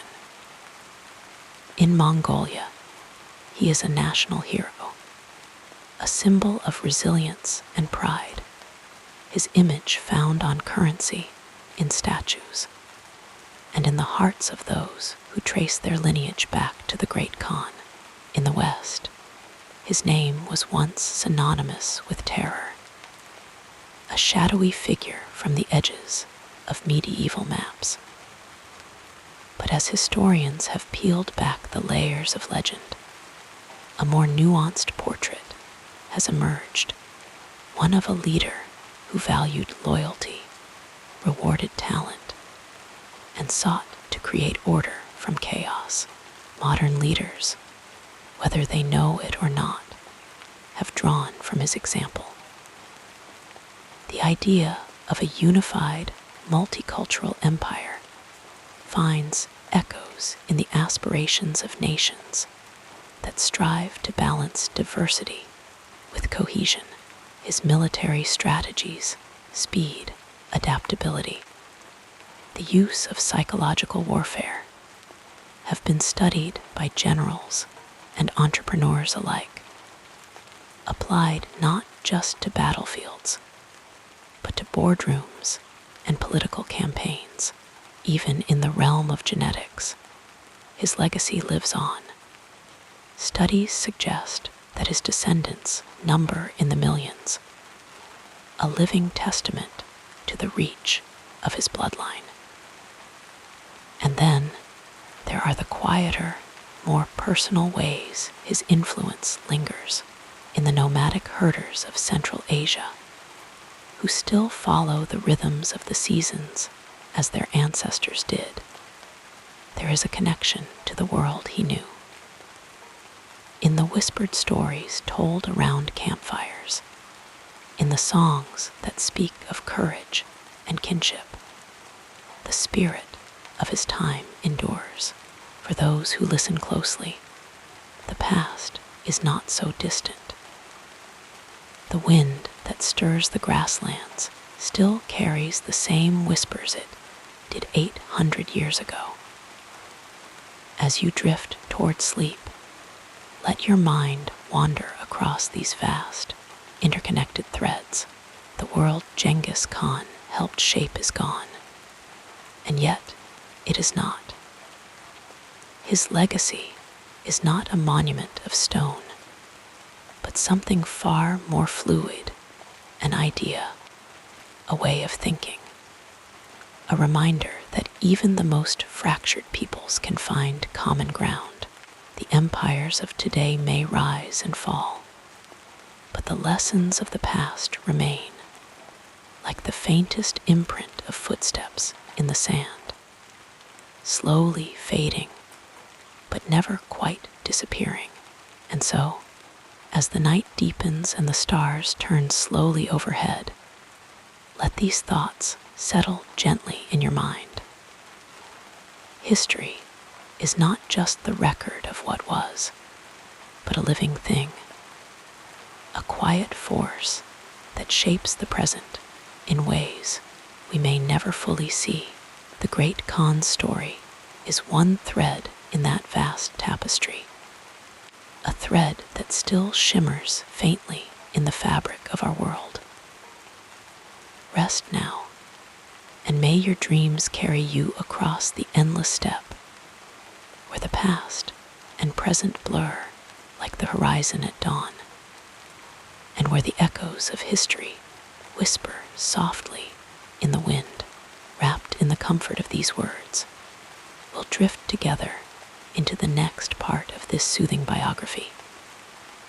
As the quiet of night settles around you, let us drift into the realm of stories, not the ones carved in stone or shouted in battle cries, but the softer, more tangled tales that history sometimes forgets. Ghengis Khan, a name that echoes through centuries, has been wrapped in layers of myth and misunderstanding, like a distant mountain obscured by mist. The truth of his life, like all great lives, is far more intricate than the legends suggest. One of the most persistent myths is that he was nothing more than a ruthless conqueror, a bringer of destruction with no vision beyond bloodshed. This image, painted in stark strokes by those who feared him, ignores the quiet wisdom that guided his rule. Yes, he led armies that reshaped the world, but he also built an empire where trade flourished, where laws were written, where people of different faiths and cultures could live under a single sky. His conquests were not mindless raids, but calculated movements in a grand design, one that sought unity as much as power. Another common distortion is the idea that he emerged fully formed from the wilderness, a lone wolf who owed nothing to the world around him. In truth, his early years were marked by struggle and loss, by the slow, patient gathering of allies. He was not born a conqueror. He became one through resilience, through learning the art of diplomacy as well as war. His rise was not inevitable. It was the result of choices, both his and those of the people who followed him. The steppe, too, is often misunderstood. To outsiders, it was a barren wasteland, a place of nomads and nothing more. But to those who knew it, the steppe was a vast, living network of trade routes and grazing lands, where knowledge and goods moved as freely as the wind. Genghis Khan did not conquer in spite of this world. He conquered because he understood it. He saw the connections between peoples, the hidden pathways of power that others overlooked. Then there is the matter of his legacy. So often reduced to numbers, the cities razed, the lives lost. But numbers are cold things, and they tell only part of the story.